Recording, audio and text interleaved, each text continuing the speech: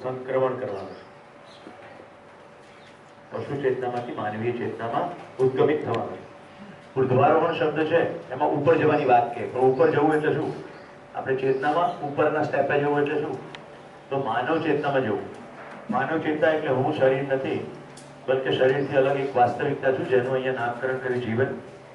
જીવનની જરૂરિયાત નિશ્ચિત છે, શરીરની જરૂરિયાત નિશ્ચિત છે। મારા તમામ કાર્ય વ્યવહારના નિર્ણયો મારી જરૂરિયાત પૂરી કરવા માટે થાય, એટલે મારા શરીરની જરૂરિયાત પૂરી કરવા માટે પણ અને મારી જરૂરિયાત પૂરી કરવા માટે પણ, તો મને સુખ મળે। આટલી સ્પષ્ટતા સાથે આગળ વધીએ। હવે જો અહીંયા દુઃખ અને સુખ બે કેટેગરી કરીને બતાવી છે। જમણી બાજુના જે કોલમ છે જેમાં આપણે સમાધાન શબ્દ વાપરેલો, ત્યાં હવે એક નવો શબ્દ મૂક્યો છે, સ્વયંમાં વિશ્વાસ। કેમ? કારણ કે કાલે કઈ સમસ્યા આવશે એમાં ક્યાં ખબર? તો સમસ્યા જ ખબર નથી, એની સમાધાનની ક્યાંથી ખબર? પણ મને એવો વિશ્વાસ હોય કે હું ગમે તે સમસ્યાને પહોંચી વળીશ તો પ્રોબ્લેમ સોલ્વ। આનું નામ છે સ્વયંમાં વિશ્વાસ। અહીંયા પાલનપુરમાં એક સરસ કવિ રહે છે, હું શોધું છું એની કવિતા જો ઓડિયોમાં આવે તો। મતરખ મન પર ભાર મુસાફિર, એમનું નામ છે મુસાફિર પાલનપુરી। મતરખ મન પર ભાર મુસાફિર પહોંચ વળેંગે। અહીંયા મુંબઈની ભાષા છે એટલે થોડું ગુજરાતી ને થોડું હિન્દી ને ઉર્દુ બધું મિક્સચર થાય। મતરખ મન પર ભાર મુસાફિર પહોંચ વળેંગે। અત્યારે બધું બરાબર છે, ભવિષ્યમાં આવશે ત્યારે બરાબર થઈ જશે। ક્લિયર? તો સ્વયંમાં સમાધાન એટલે સ્વયંમાં વિશ્વાસ। બાકી બધી વસ્તુ તમને સમૃદ્ધિ તો ખબર જ છે। સંબંધોમાં તૃપ્તિ અને મીઠાશ હોય તો સરવાળે બધા જ સંબંધોમાં, સામાજિક સંબંધોમાં સ્થિતિ પ્રવર્તે તો સુરક્ષા, પ્રકૃતિમાં સંતુલન। ડાબી બાજુના દુઃખની તો બધાને પૂરેપૂરો એક્સપિરિયન્સ છે જ। મારા પપ્પા શું કહેશે, મારી મમ્મી શું કહેશે, ત્યાંથી શરૂ થાય હોય, રાઈટ? પછી ગમે એટલા પૈસા આવી જાય પણ અંબાણી લોકોની ગરીબી દૂર થઈ રહી નથી। સંબંધોમાં કડવાટના રોજે રોજ પ્રસંગો બને। એ મારું કહ્યું નહીં માન્યું એટલે બધી તરત કડવાટ ચાલુ, વાટકી વ્યવહાર ચાલુ। હાંડવો આવવાનું બંધ થયું એટલે ઢોકળા બંધ। તમે આ બે વસ્તુ નોંધી લેજો, અને હાંડવો ઢોકળા બે ભાવે છે,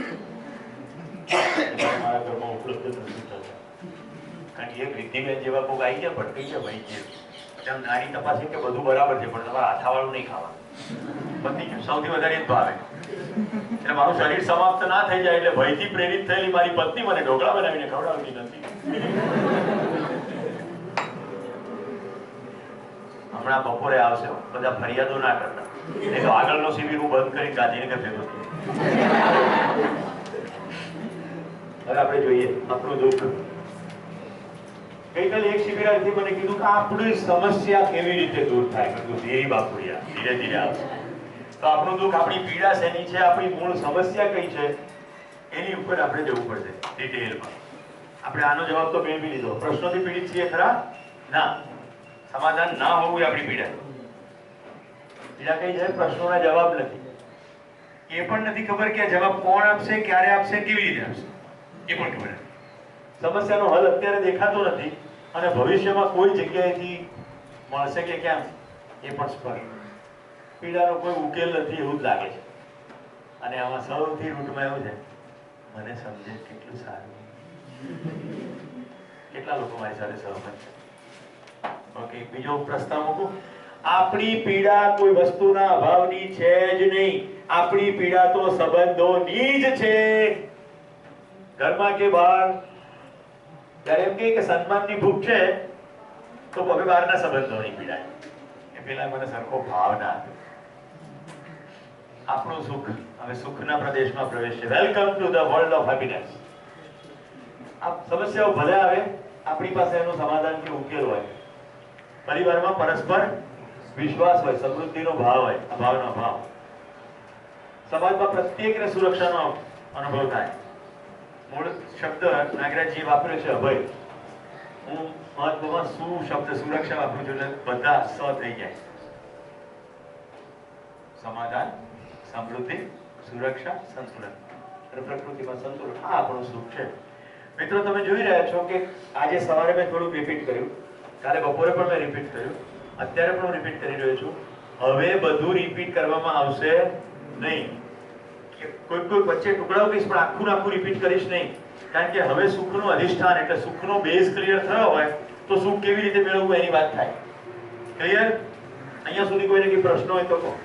કેટલાક લોકો બ્રેકમાં આવીને મને પ્રશ્નો પૂછે છે, પણ ચાલુ શિબિરમાં પૂછો ને તો બે ફાયદા થાય.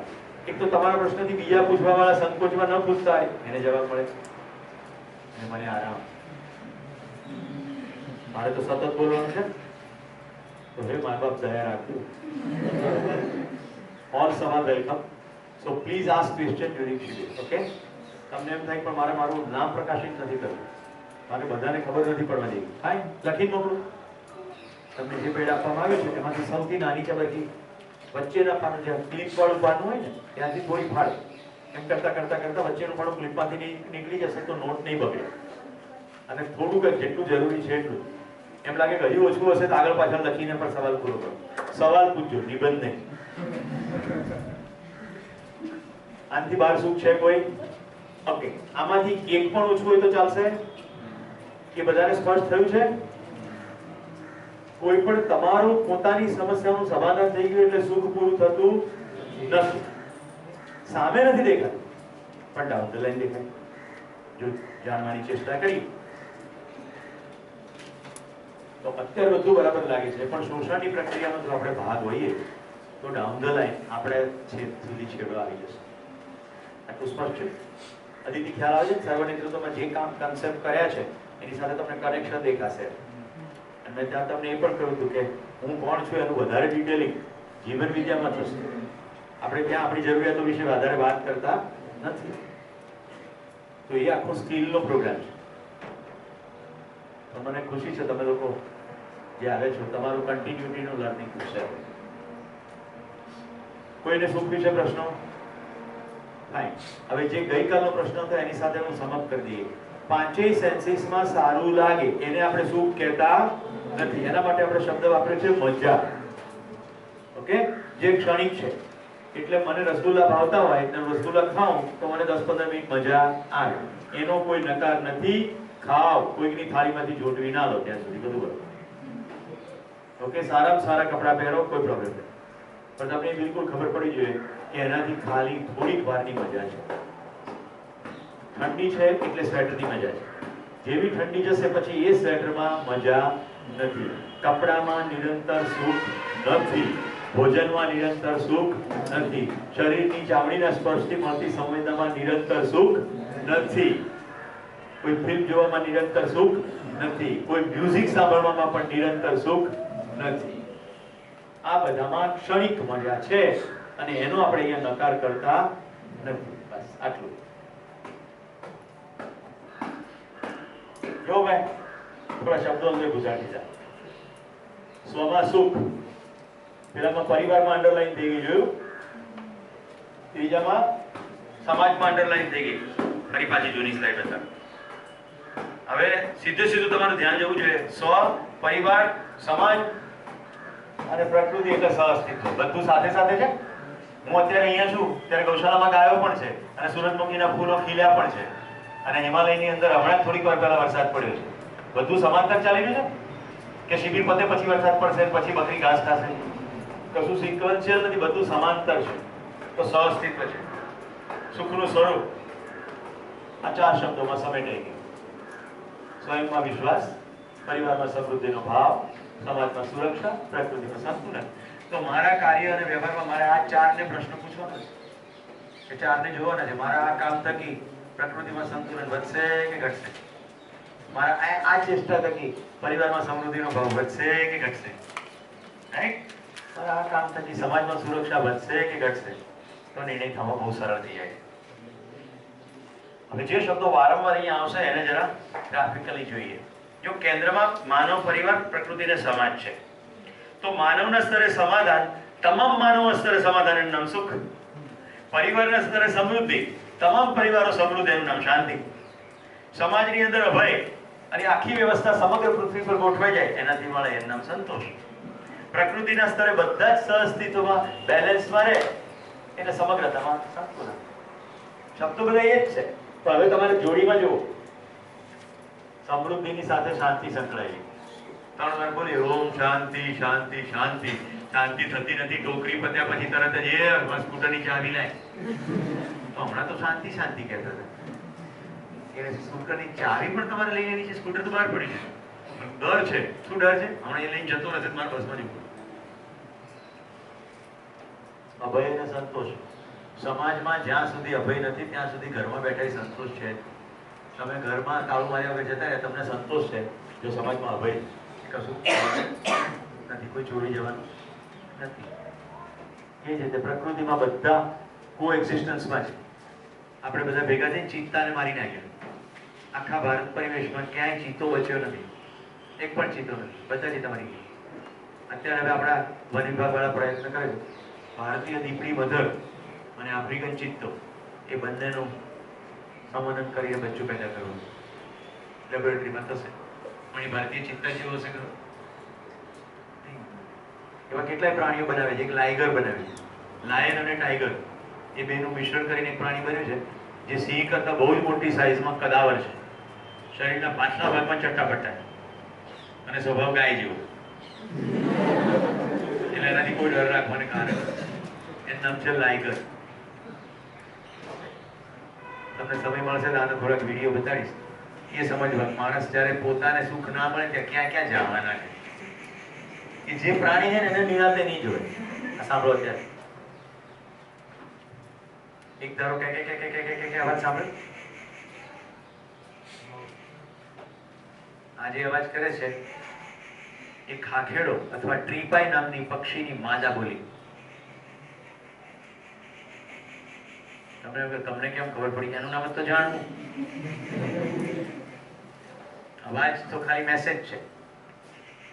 હવે હું સારો ચિત્રકાર હોઉં તો ટ્રીપાઈ દોરી પણ દઉં, આ ખાખેડો દોરી પણ દઉં. તો મારા મનમાં અત્યારે છબી ચિત્ર સ્પષ્ટ છે. એમાં કઈ મોટી ધાડ નથી મારી. પાછલા 2 દશકથી વધુ સમયથી પક્ષીઓ જોતો આવ્યો છે. ખ્યાલ આવે? હવે જો સુખો ચાલુ મને તો ખબર પડી ગઈ ત્યાં ટ્રીપાઈ બોલે છે. મને ટ્રીપાઈની બધી ખાસિયત ખબર છે. અને નર છે કે માદા છે એ પણ ખબર છે. એટલે અત્યારે માદા બોલી. માદાનો અવાજ કર્કશ છે, નરનો અવાજ મીઠો છે. પ્રકૃતિની અંદર કેટલા બધા પ્રાણીઓ અને પક્ષીઓની અંદર નર અત્યંત સૌંદર્યવાન છે. માદા સૌંદર્યવાન નથી. જેમ કે કોયલ ગાતી હતી એ ખોટો શબ્દ પ્રયોગ છે. નર કોયલ જ ગાય છે. માદા કોયલ તો અત્યંત કર્કશ બોલે છે. જેની અંદર જાંબલી જાય પડે છે એ આખું કાળું જાંબલી પક્ષી મીઠું ગાય છે અને નર કોયલ છે. એટલે કોયલ ગાતો તો એમ કેવું છે. માદા કોયલ અત્યંત કર્કશ અવાજે બોલે છે અને એનું શરીર આખું કાળું જાંબલી જાય વાળું નથી. થોડું ઘૂઘરું છે અને પીછામાં પટ્ટા છે. આપણી માન્યતા શું? કોયલ ગાતી હતી. જે કળા કરે છે તે નર મોર છે. રાઈટ? જેના અત્યંત કલરફુલ જાયવાળા પીંછા છે એ નર છે. જે ઢેલકો છે એ માદા મોર છે જે એટલી દેખાવડી નથી. એવા અસંખ્ય પક્ષીઓ પ્રાણીઓ જેમને કે સિંહને કેશવાળી છે, સિંહણને કેશવાળી નથી. તો આપણે એવું ઘણું બધું માનીને ચાલતા હોઈએ છીએ. એવું બધું હોતું નથી જો નિરંતર જોવામાં આવે. મેં રાજવીતાને કામ સોંપ્યું છે, તું હોસ્ટેલની દીકરીઓ પાસેથી આ ગીત જાણી લેશે. અમે સેમ્બલ પાણીના જંગલમાં ટ્રેકિંગમાં ગયા અને ત્યાં સાંજે પ્રાર્થના સભામાં બેઠા તો ત્યાંની દીકરીઓએ ગાવાનું શરૂ કર્યું. જો જરા જો જરા જો ને પેલું ઝાડ ઊભું તેને તું જો. હવે મેં જીવન વિદ્યાનો શિબિર કરેલો એટલે જેવું જો કહેતાની સાથે જ બિલકુલ જુદી રીતે હું આખું ગીતને સાંભળ્યું. તો જો ખૂબ સુંદર વાત કહ્યું. જોવાનું છે, ખોવાનું ના હોય તો જોવું પડશે. આપણે જોતા નથી. શેને જોવાનું છે? જે છે તેને જોવાનું છે. જે છે તેને જોવાનું છે. તો મારી સામે કિશન આવે છે તો જે છે એને જોવાનું છે. કિશન એટલે કિશનનું શરીર કે કિશનનું શરીર ચલાવતો માનવ? જીવન. તો મારો કિશન સાથેનો સંબંધ એ શરીર સાથેનો સંબંધ કે એક માનવનો માનવ સાથેનો સંબંધ. તો હવે જ્યારે દીકરા કહું છું ત્યારે તને કેમ મોજ પડે છે એની ખબર પડે છે? આ મારા શરીરમાંથી આવ્યો નથી. શરીરનો સંબંધ કે એક જીવન વચ્ચેનો સંબંધ. જો હું જીવન છું અને શરીર ચલાવું છું તો પહેલી દ્રષ્ટિમાં રાજવી નામ પડીને દીકરી કહું છું તો શરીરનો સંબંધ કે જીવનનો સંબંધ? પહોંચી ગયું? આમ તો એ દિવસે જ પહોંચી ગયું જ્યારે કીધું ત્યારે. જીવન સાથેનો સંબંધ. જો હું શરીર હોઉં તો શરીર સાથેનો સંબંધ, પણ હું જો જીવન છું તો હું જોઉં મારી અંદર તો મને મારી ખબર પડી જાય, મારું સરનામું મળી જાય, મારી ચોખવટ સ્પષ્ટતા થઈ જાય તો હું બીજાને જોઉં ત્યારે એને માનવ તરીકે જોઉં ને. માનવ એટલે જીવન પ્લસ શરીર. તો હું જોઈ શકું કે સ્ત્રીનું શરીર માનવ, પુરુષનું શરીર માનવ. સ્ત્રીનું શરીર દીકરી કે દોસ્ત કે માં. અમુલાને હું માં પણ કહું. અન્નપૂર્ણા એની માં તો છે જ, તમારી માં જેવી છે. એટલે ઝીણી બાબતોની અંદર હવે જે શેરિંગ કરતા હોય તો એક દોસ્ત શેર કરે, વાત્સલ્યનો મમતાનો ભાવ મારો એના પ્રત્યેનો વયા કરતો હોય તો જે ભાવની અનુભૂતિ થાય એનું નામ સંબંધ, નહીં કે શરીરનું નામ સંબંધ. સમજાય? કોઈને જોઈને થાય કે દોસ્ત છે, દોસ્તનો ભાવ. કોઈને જોઈને થાય કે દીકરી છે, દીકરીનો ભાવ. ફરી રિપીટ કરું. શરીર વચ્ચેનો સંબંધ કે માનવ વચ્ચેનો સંબંધ? માનવ એટલે શરીર પ્લસ જીવન. તો જીવનનો સંબંધ કે શરીરનો સંબંધ? તો કોઈએ લગ્ન કરવાનો નિર્ણય લેવાનો તો શરીર જોઈને કરાય કે માનવ છે એમ કરીને કરાય? તમે લગ્નની વહી છે એટલે એની વાત કરી. સુખી કેવી રીતે થવાય? વસ્તુઓથી થવાય? વ્યક્તિઓથી થવાય? જો વ્યક્તિ કીધું છે, વ્યક્તિઓથી ના થવાય. સ્થિતિઓથી થવાય? તો શેનાથી સુખી થવાય? સમજથી સુખી થવાય. સુખી થવાના પ્રયત્નો કાલે આપણે જોયા છે ક્વિકલી. ત્યાગવંતે ભોગવાય. 5 મુદ્દાઓમાં જો સારવી દીધું. છોડવો અને ભોગવો. રહસ્યમૂલક, અસ્તિત્વમૂલક, ઈશ્વર કેન્દ્રિત, વસ્તુ કેન્દ્રિત.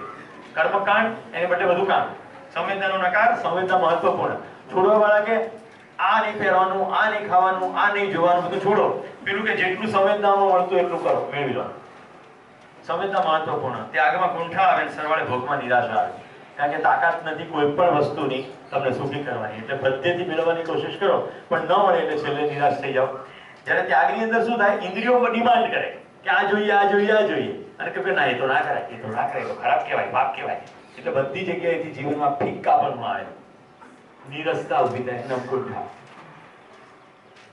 એટલે મહેરબાની કરીને એવા તમામ માણસોથી દૂર રહેવું જે બોચિયમ સલ્ફેટ હોય.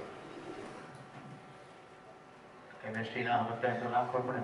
બોચિયમ સલ્ફેટ એટલે બોચિયા હોય, વેદિયા હોય, દિવેલિયા હોય, ચેરા.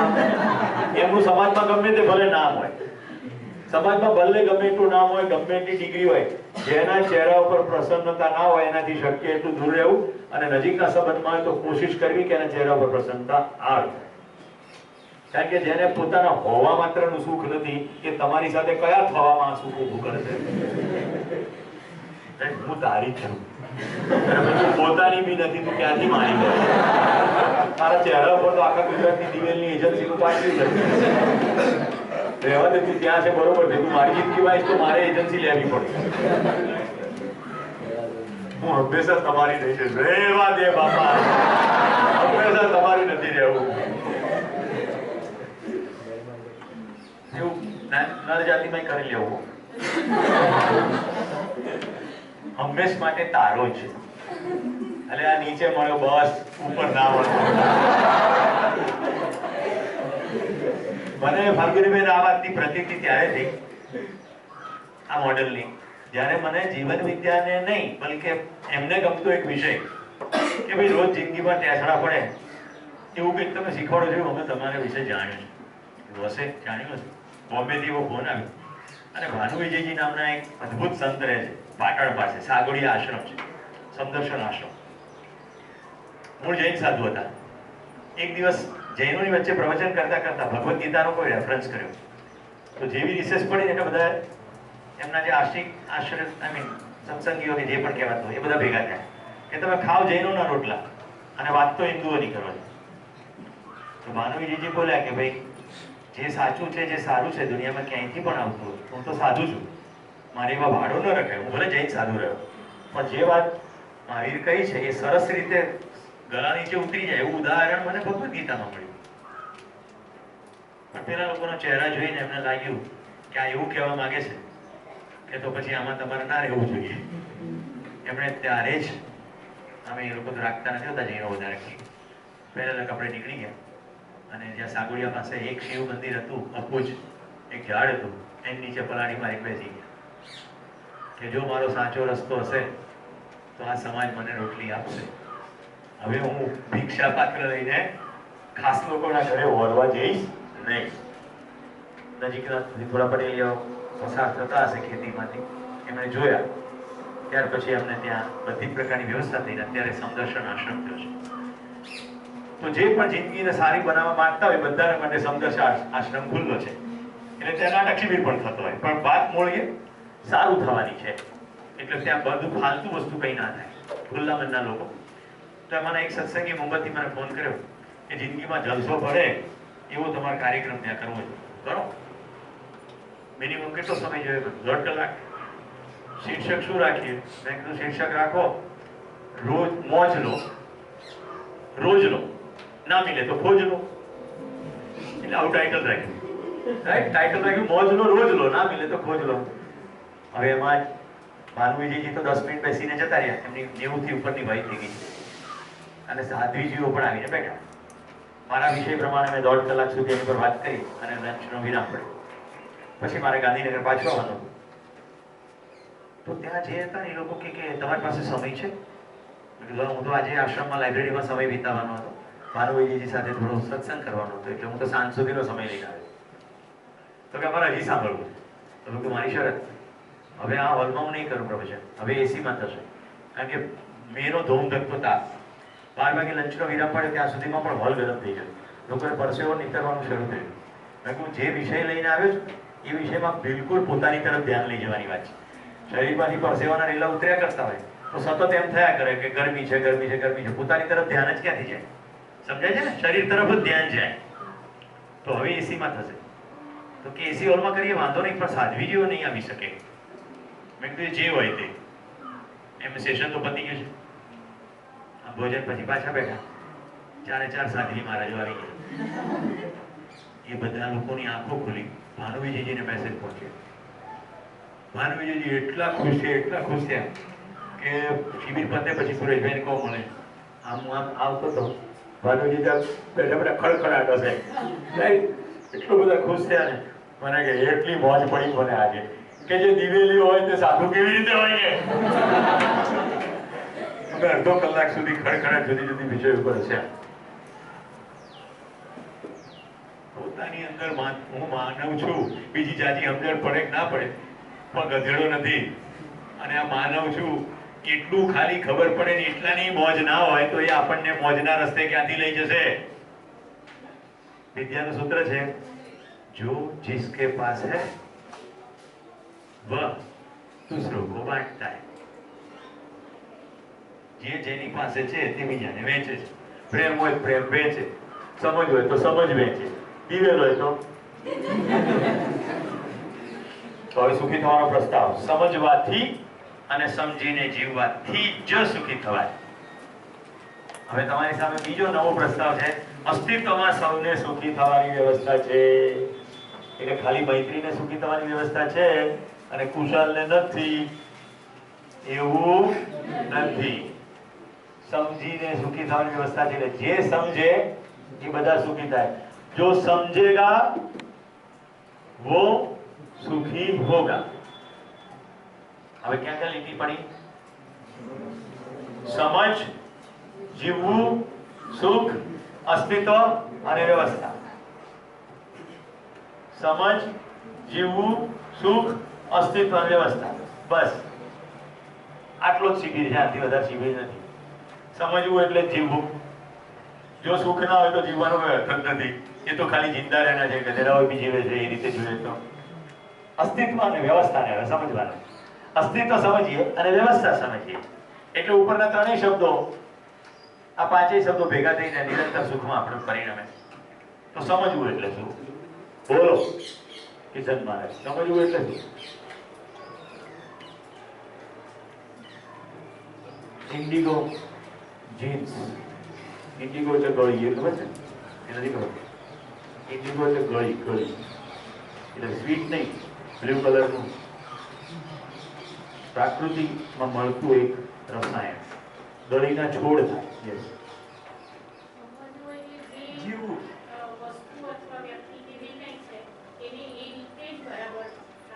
કોઈ માણસ સમજ્યો છે એવું તમે કયા આધારે કહી શકો? કોઈ સમજ્યો છે એવું કયા આધારે કહી શકો?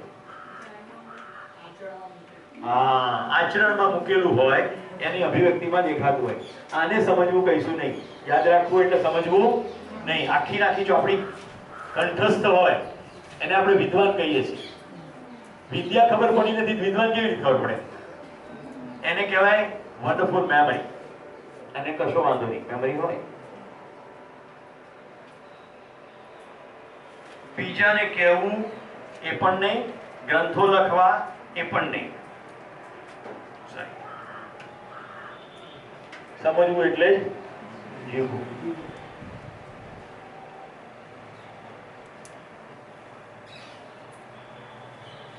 સાંભળી આલોકભાઈ.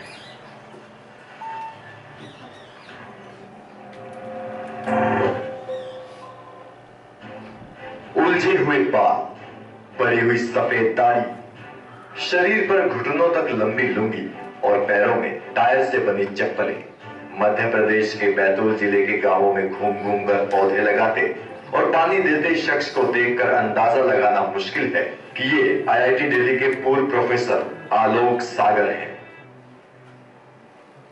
તો સામાન્ય દ્રષ્ટિબિંદુ કેવું છે? આટલું દેખ્યું એટલે આપણે બધી માન્યતાઓને આધારે નિર્ણય લઈ લઈએ કે કોઈ ભિખારી જેવો ગરીબ ગામડાનો માણસ છે. હવે આ સાંભળશો એટલે તમને ખ્યાલ આવશે સમજવું એટલે શું, જીવવું એટલે શું, જાણવું એટલે શું. અને ત્યારે આખા શરીર રોમાંચ થવાનો છે. કારણ કે આપણે સાંજે કાલે જે ગોષ્ઠીમાં વાત કરતા હતા, जिनके छात्रों में रिजर्व बैंक के पूर्व गवर्नर रघुराम राजन भी शामिल हैं।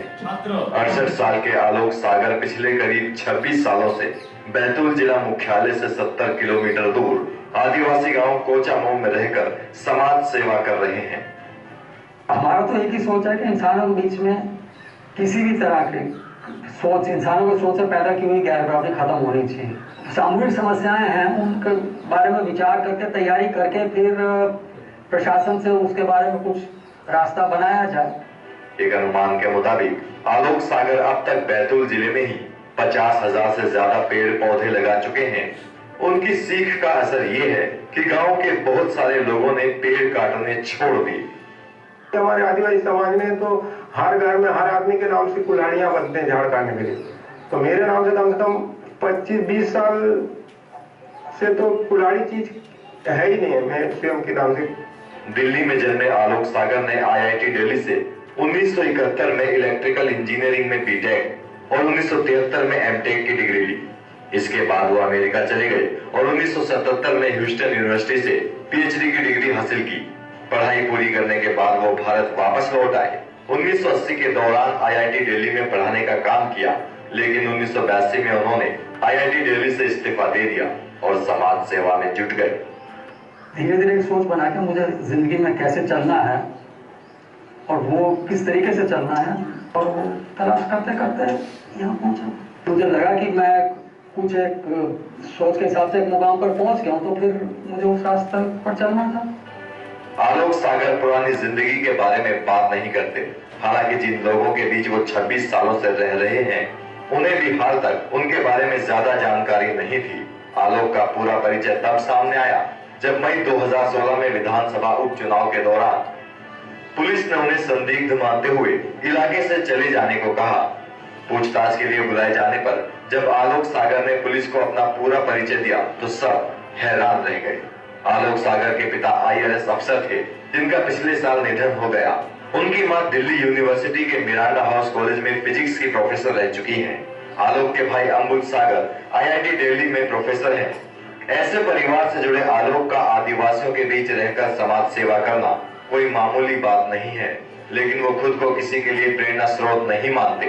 वो कहते हैं कि एक व्यक्ति को केंद्र में रखकर सोचना ठीक नहीं।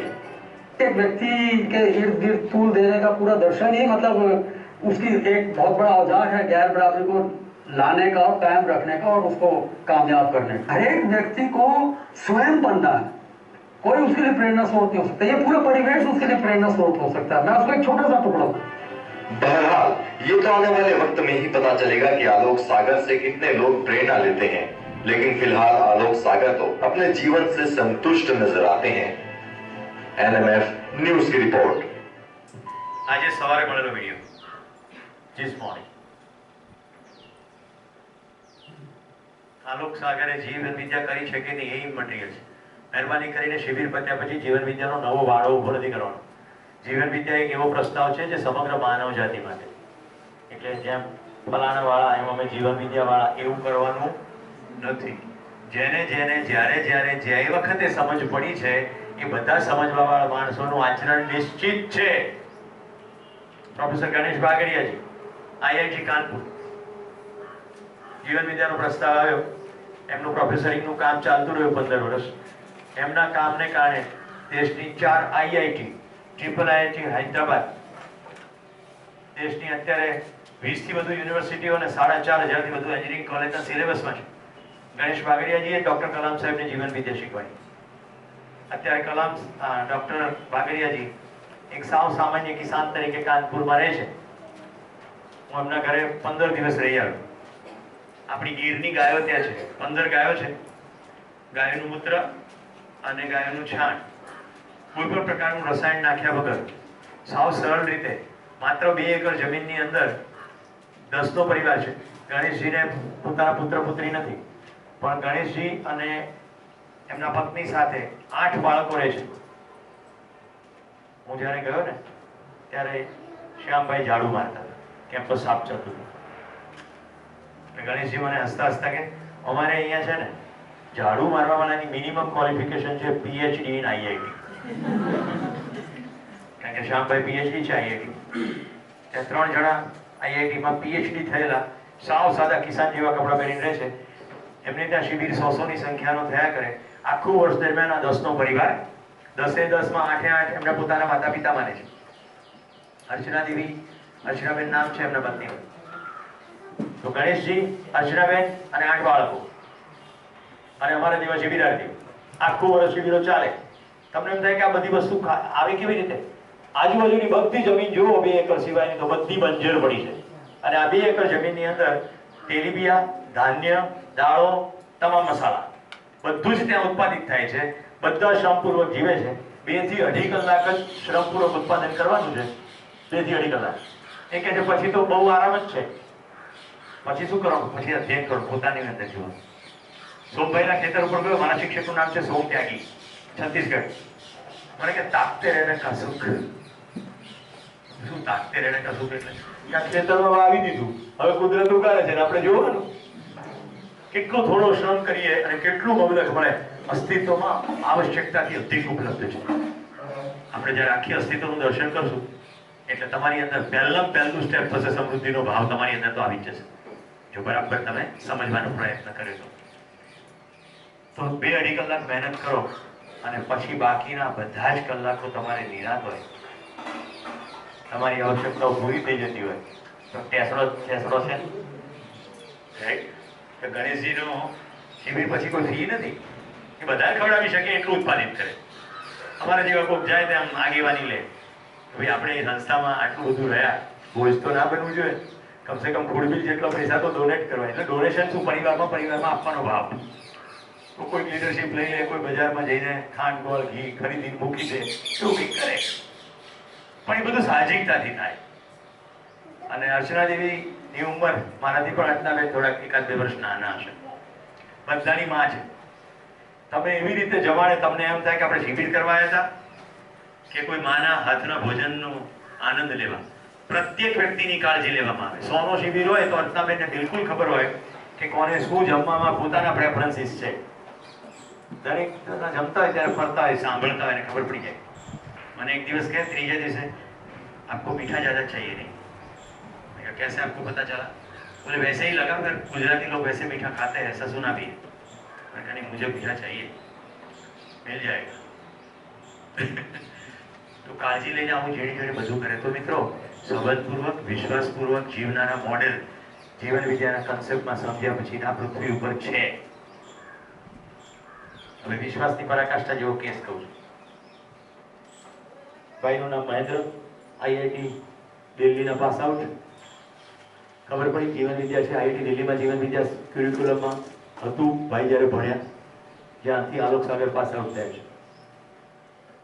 તો શિબિર એ વખતે ચાલતો તો અછોટી છત્તીસગઢ એટલે રાયપુર પાસે, કેપિટલ પાસે. તો ભાઈ મહેન્દ્ર આવ્યા. નિયોમી નામની એક છોકરી અમેરિકાથી, જે પોતે યહૂદી છે, જેને ભાગ્યું તું અંગ્રેજી આવડે, એ સોશિયલ સર્વિસીસનો કોઈ પ્રોજેક્ટ લીધેલો. એ પ્રોજેક્ટના ભાગરૂપે ફરતી ફરતી એ પણ છત્તીસગઢ આવ્યો. બરોબર. અને એને ખબર પડી રાયપુરમાં કે આવી રીતે બધા કોઈક ને કોઈ ક્ષેત્રમાં એચીવ કરેલા માણસો ત્યાં ભેગા મળીને ખેતી કરે છે, મસ્તીથી જીવે છે. તો કે ચલો આપણે જોતા આવીએ. એટલે નિયોમી પણ ત્યાં આવી, મહેન્દ્રભાઈ પણ ત્યાં આવ્યા. તો નિયોમીને ખબર પડી કે આ બધા તો અત્યારે અંદર શિબિરમાં બેઠા છે, ત્યાં કંઈક અંદર ચાલી રહ્યું છે. એટલે ખેતી તો સવાર સાંજ થતી હોય, ભર બપોરે ખેતી ચાલતી ના હોય. તો નિયોમી કે ચલો મારે એ જોવું છે. એટલે એને તો કશી ખબર પડે નહીં ને, શિબિર હિન્દીમાં ચાલે.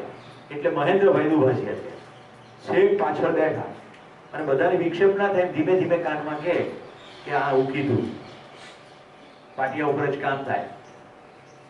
હવે જો માણસની સ્થિતિ કેવી હોય, જો હું શરીર નથી, એમ એક ઉત્તમ ઉદાહરણ તો આપણી વચ્ચે ધ્યાનવી બેઠી છે, રાઈટ. એની બાલ સહજ જે સામાન્ય એ ઉંમરના બાળકોમાં હોય એની કરતા એની સ્થિતિ ખૂબ આગળ છે. તો નિયોમીને જે પણ ટુકડામાં પકડાયું એને કીધું મારે આખું સમજવું છે. હવે બધી આખી સ્ટોરી નહીં કહું. આ ઘટના પછી અત્યારે મને જ્યારે નિયોમીબેન મળ્યા ત્યારે મેં એમને ઇંગ્લિશમાં પ્રશ્ન પૂછ્યો, એને મને હિન્દીમાં જવાબ આપ્યો. મહેન્દ્ર અને નિયોમીને 2 બાળકો છે અને બધો સમય અમે 1.5 કલાક સાથે બેઠા. બધો જ સમય નિયોમીએ મારી સાથે હિન્દીમાં વાત કરી. વચ્ચે શું થયું, બેન તો ગઈ પાછી પોતાનો સર્વિસ પ્રોજેક્ટ પતાવ્યો. મારે તો આખું સમજવું છે. અંગ્રેજીમાં હૈદરાબાદમાં શિબિર થયો એટલે અંગ્રેજીમાં શિબિર એટેન્ડ કર્યો. ત્યાં કહ્યું કે ઓરિજિનલ તો બધું હિન્દીમાં છે. તો કે જ્યાં સુધી ઓરિજિનલ ભાષા મને ના ખબર પડે તો ભાષાથી ભાવ, ભાવ મૌલિકતા, એટલે ભાષા સમજવી જ પડે. જે છોકરીને અંગ્રેજી પાવરફુલ નહોતું આવડતું એ યહૂદી છોકરી હિન્દી શીખી ગઈ અને સંપૂર્ણ હિન્દીમાં પ્રભુત્વ લાવ્યા. પછી ઘરે પણ એ લોકો હિન્દી બોલે. મહેન્દ્રભાઈ કેનેડાની અંદર રહે છે. નિયોમી એક શિક્ષક તરીકેનું કામ કરી દીધું. એ શિક્ષકમાંથી જે પગાર આવે એમાંથી બંનેનું ઘર ચાલે. બરોબર. મહેન્દ્રભાઈ શિબિરો લે, ઘરના આંગણામાં થોડી ખેતી કરે, એમના ઘરના દરવાજા ખુલ્લા, વેધર ખરાબ હોય એ રીતે બંધ, પણ કોઈ પણ એમને મળી શકે. જે મળવા આવે એને પરિવારમાં પ્રેમથી જમાડે, વાત કરે. એમ કરતા કરતા કીર્તિ પ્રસરતી ચાલી. તો ઓર્ડર ઓફ કેનેડા, જે હાઈએસ્ટ લેવલનું આપણે જેમ પદ્મ વિભૂષણ અને પદ્મશ્રી હોય એમ ઓર્ડર ઓફ કેનેડા નામનો એવોર્ડ છે. એ ત્યાંના એક ન્યુરો સર્જન ડોક્ટરને મળેલો. એમની પાસે 300 એકર જમીનમાં પેલેસ હતો. મહેન્દ્રભાઈના પરિચયમાં આવ્યા, એને કહ્યું આજથી તમારો. તો અત્યારે 300 એકર જમીનની અંદર મહેન્દ્રભાઈએ ખેતી અને જીવન વિદ્યાનું કેન્દ્ર બનાવવાની પ્રવૃત્તિ શરૂ કરી છે. જો કશું જોઈતું નથી, કારણ કે ખબર પડી ગઈ કે સમજમાં જ સુખ છે, એને કેવી રીતે બધી વસ્તુ આવી જાય છે સામેથી, કહું છું. હમણાં જ મહેન્દ્રભાઈ અમદાવાદ આવીને ગયા.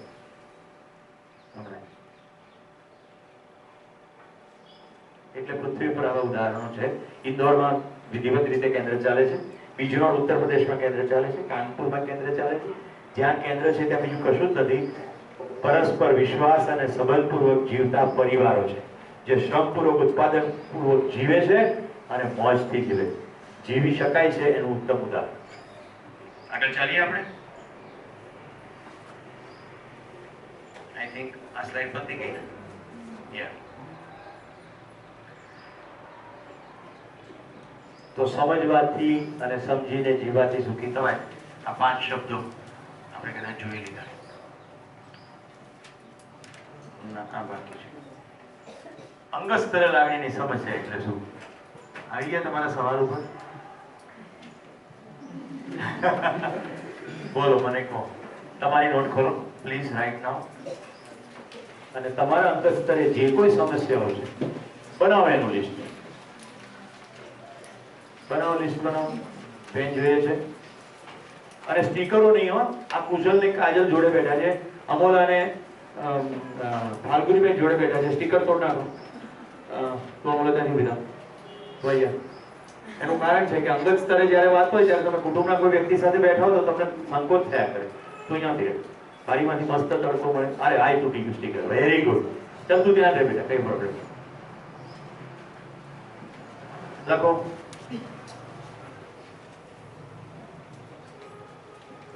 જે પણ છે તે બધું લખો. કોઈ તમારી નોટ જોવાનું નથી અને હું પણ નથી જોવાનું. ખાલી હું તમારું ધ્યાન રાખું છું. બીજું બધું લખજે.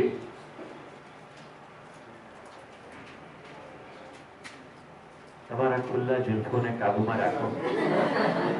પેલાને ઘાયલ કર્યો, હવે તો તેલ નાખો. એ લોકો ને તો એ જાણે.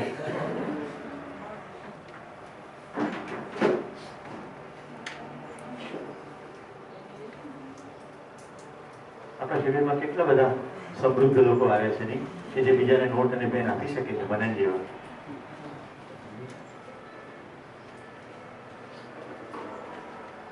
અંગત સ્તરે જે પણ લાગણીની સમસ્યા છે એ બધી લખો. ઓકી મારો બધું. બોયફ્રેન્ડ, ગર્લફ્રેન્ડ, ફાધર, મધર, નોકરી, વ્યવસાય, સાધન સામગ્રી, બાઇક, સ્ટેથોસ્કોપ,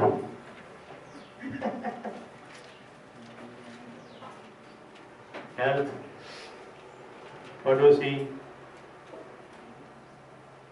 પ્રોપર્ટી, પતિ પત્ની, પુત્ર પુત્રી, લગ્ન, divorce, makeup breakup, WhatsApp, Telegram,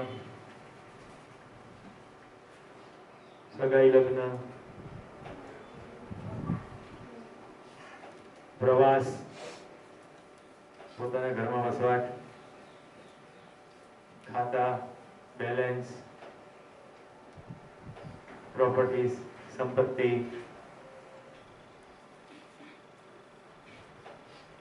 તમામ પ્રકારના સંબંધો,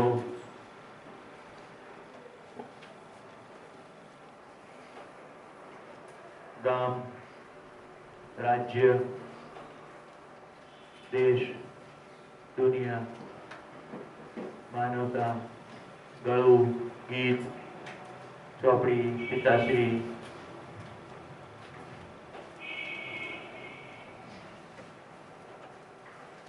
જે પણ વિધાઉટ હેઝિટેશન રાઈટ ઓલ સમસ્યા. તમે આટલો સરસ જવાબ આપવાના કેમ પાછળ પડી બેસો છો? સંતાડવું પડે ચહેરો એટલે. અશ્વિનભાઈ મોજમાં છો ને? અશ્વિનભાઈની મદદથી આપણને શિબિર આખો રેકોર્ડેડ પાછળથી મળશે. રાઈટ? કંઈક વ્યવસ્થા આપણે ગોઠવીશું. ભવિષ્યમાં તમે પોતાના ઘરે વિડીયોઝ જોઈને રિવાઇઝ કરવા ઈચ્છો તો કરી શકો.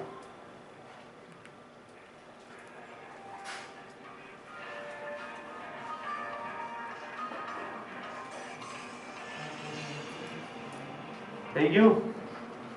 કોઈ બાકી નથી રાખવાની. એમ માનો કે અહીંયાથી તથાસ્તુ કહેવામાં આવશે કે આ સમસ્યાઓ હલ થઈ જશે. પછી એવું ના કે આ લખવાની રહી ગઈ છે એટલે બધી લખી નાખો. તું બી લખી નાખજે. કોઈ પ્રોબ્લેમ છે? ચિત્રાત્મક ભાષા આનો પિક્ચર પાડી પણ મોકલજો. એનું અને લેંગ્વેજ.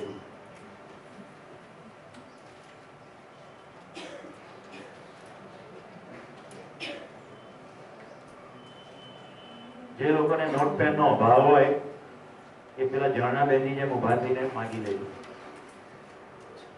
એ બેનને સમસ્યા હતી કે મારું નામ ઝરણા તો છે નહીં. શું નામ છે બેટા તમારું? એમી એટલે ગોલ્ડન એમ ને? એમ એટલે ગોલ્ડ, એમી એટલે ગોલ્ડન.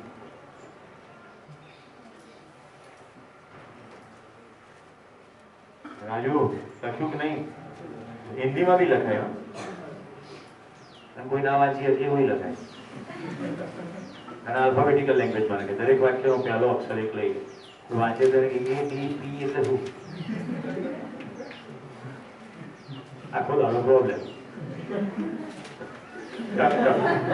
ટીકે ટીકે એક જણે લખે છે ટીકે ટીકે બ્રેકમાં મને કે મારા ઘણા બધા પ્રોબ્લેમ છે પછી આપ નોટ કરી તમારું પહેલું ધ્યાન પડી ગયું ટીકે ટીકે મેં કહું મારે જોઈ નથી ટીકે ટીકે એટલે શું કે મારા ઘરમાં મારી મમ્મીની બધી વસ્તુમાં ટક ટક થાય છે ટક ટક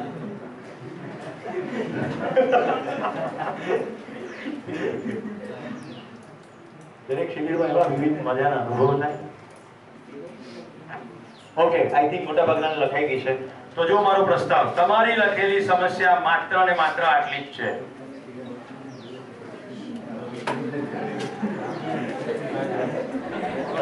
તમે જે ઢગલો કરીને ઉભો કર્યો છે ભૂતકાળની પીડા, વર્તમાનથી વિરોધ અને ભવિષ્યની ચિંતા, આ ત્રણ સિવાય કોઈ પ્રોબ્લેમ નથી.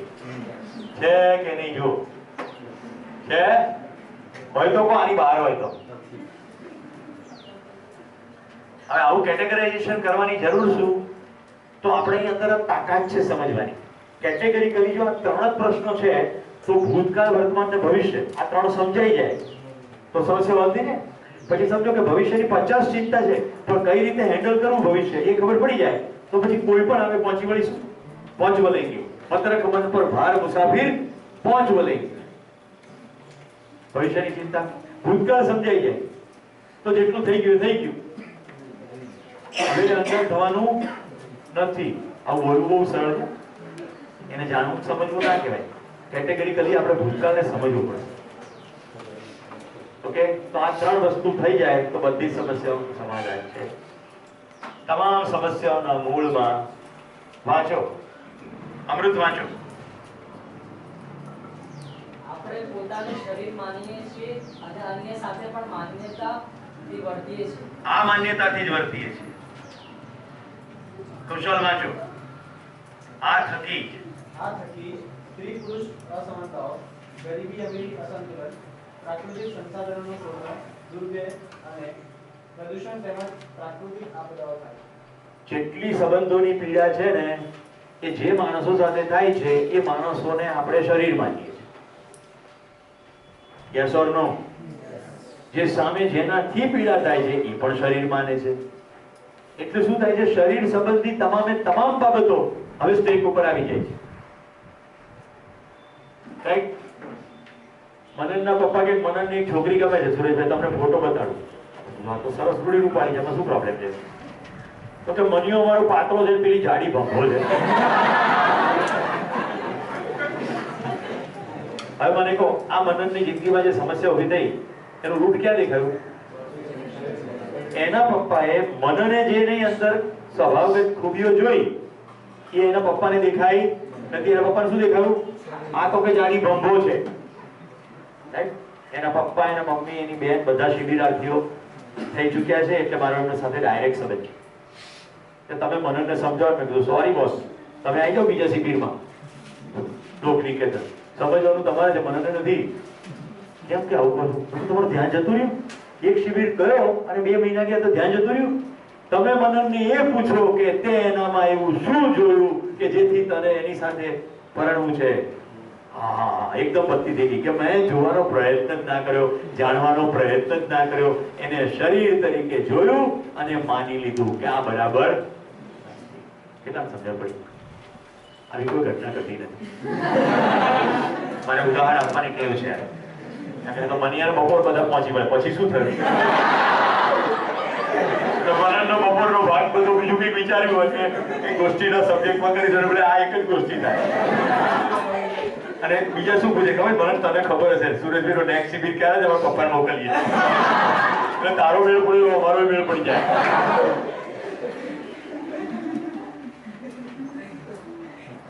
હવે જો સંબંધોની પીડાનો દાયરો બતાડું. જ્યાં જ્યાં સંબંધોની પીડા છે ત્યાં શરીર છે અને શરીરની સીમા છે. જ્યારે માનવની કોઈ સીમા નથી. તમે અહીંયા બેઠા છો, કલ્પના કરો કે તમે અમેરિકામાં છો, રોડ ઉપર ચકાચક રોડ ઉપર ચાલી રહ્યા છો અને સામેથી એક કોન્વોય આવે છે. કોન્વોય એટલે વાહનોનો કાફલો પોલીસ સાયરન વગાડતી આવે છે અને એ કાફલો તમારી સમાંતર પસાર થઈ રહ્યો, તમે આમ જાઓ છો, કાફલો સામેથી આવે છે। હવે એકદમ એક મોટી સાયરન વગાડે છે, આખો કાફલો રોકાય છે। એક સાઈડનું પોલીસવાન જે છે એ તમને પણ રોકે છે ઉભા અને ઉતરીને પોલીસમેન કહે છે કે મિસ્ટર ડોનાલ્ડ ટ્રમ્પ તમને મીઠાઈ 1 કિલો જય શ્રી રામના પેંડા આપવા માંગે છે, કારણ કે આમનું તાજપોશી થઈ છે હજી કાઢે।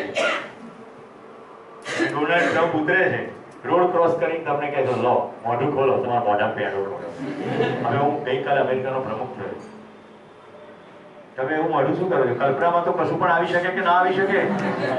અમે તમારી સામે કલ્પના બતાવી। પ્રત્યેક માનવ કલ્પનાશીલ છે કે નહીં? આપણે કલ્પના કરવામાં એબ્સોલ્યુટલી સ્વતંત્ર છીએ અને કર્મ કરવામાં પણ સ્વતંત્ર છીએ। તો આપણે માની બેઠા છીએ કે કોક મને રોકે છે, ખરેખર કોઈ રોકતું નથી, એના વિશેની માન્યતા રોકે છે। એટલે શું થાય છે? આપણી કેટલીક અભિવ્યક્તિઓ સ્પષ્ટ થતી નથી। મારે મૈત્રીને કશું કેવું છે, પણ મૈત્રીને શરીર માનું છું, તો મૈત્રીની સાથે અમુક પ્રકારની જ વાત કરી શકાશે, નહીં તો નહીં કરી શકાય, એ નહીં સમજે। મૈત્રીથી તો આવું જ થાય। તો મૈત્રી કે મને ગોઠણમાં પીડા છે તો હું કહીશ તારાથી માઉન્ટેનિયરિંગ નહીં થાય, કારણ કે હું એને શરીર તરીકે જોઉં છું। જો હું એને માનવ તરીકે જોઉં તો હું કહું બધું થાય। અરુણિમા બેનને જો આખો પગ કપાઈ ગયો, માઉન્ટ એવરેસ્ટ કરી નાખ્યું, સર, રાઈટ? એરિક વેન માયરને જો આંખ જ નથી, 14 વર્ષની ઉંમરથી અંધ છે, દુનિયાના તમામ શિખરો સર કરી નાખે, તું વળી સાહેબ ગોઠણમાં દુખે છે એના માટે એટેક કરે? તો મેં શરીર જોયું કે સંભાવના જોઈ? પ્રત્યેક માનવ જો જીવન છે તો શરીરની સીમા એને અડતી નથી। હું શરીરથી અત્યારે અમેરિકામાં ના જઈ શકું, પણ મનથી તો જઈ શકું, કલ્પનાથી જઈ શકું। જો હું બધી જ કલ્પના કરી શકું તો હું સારા જીવનની કલ્પના કરી શકું કે ના કરી શકું? સારી જિંદગી જીવવાની કલ્પના કરી શકું, પૃથ્વી પર સ્વર્ગ કરવાની કલ્પના કરી શકું। હવે બીજી મસ્ત વાત કરું, જેટલું ટેકનોલોજીકલ રિવોલ્યુશન દેખાય છે એ બધું કોઈક ને કોઈક માણસની કલ્પનાશીલતાનું પરિણામ છે।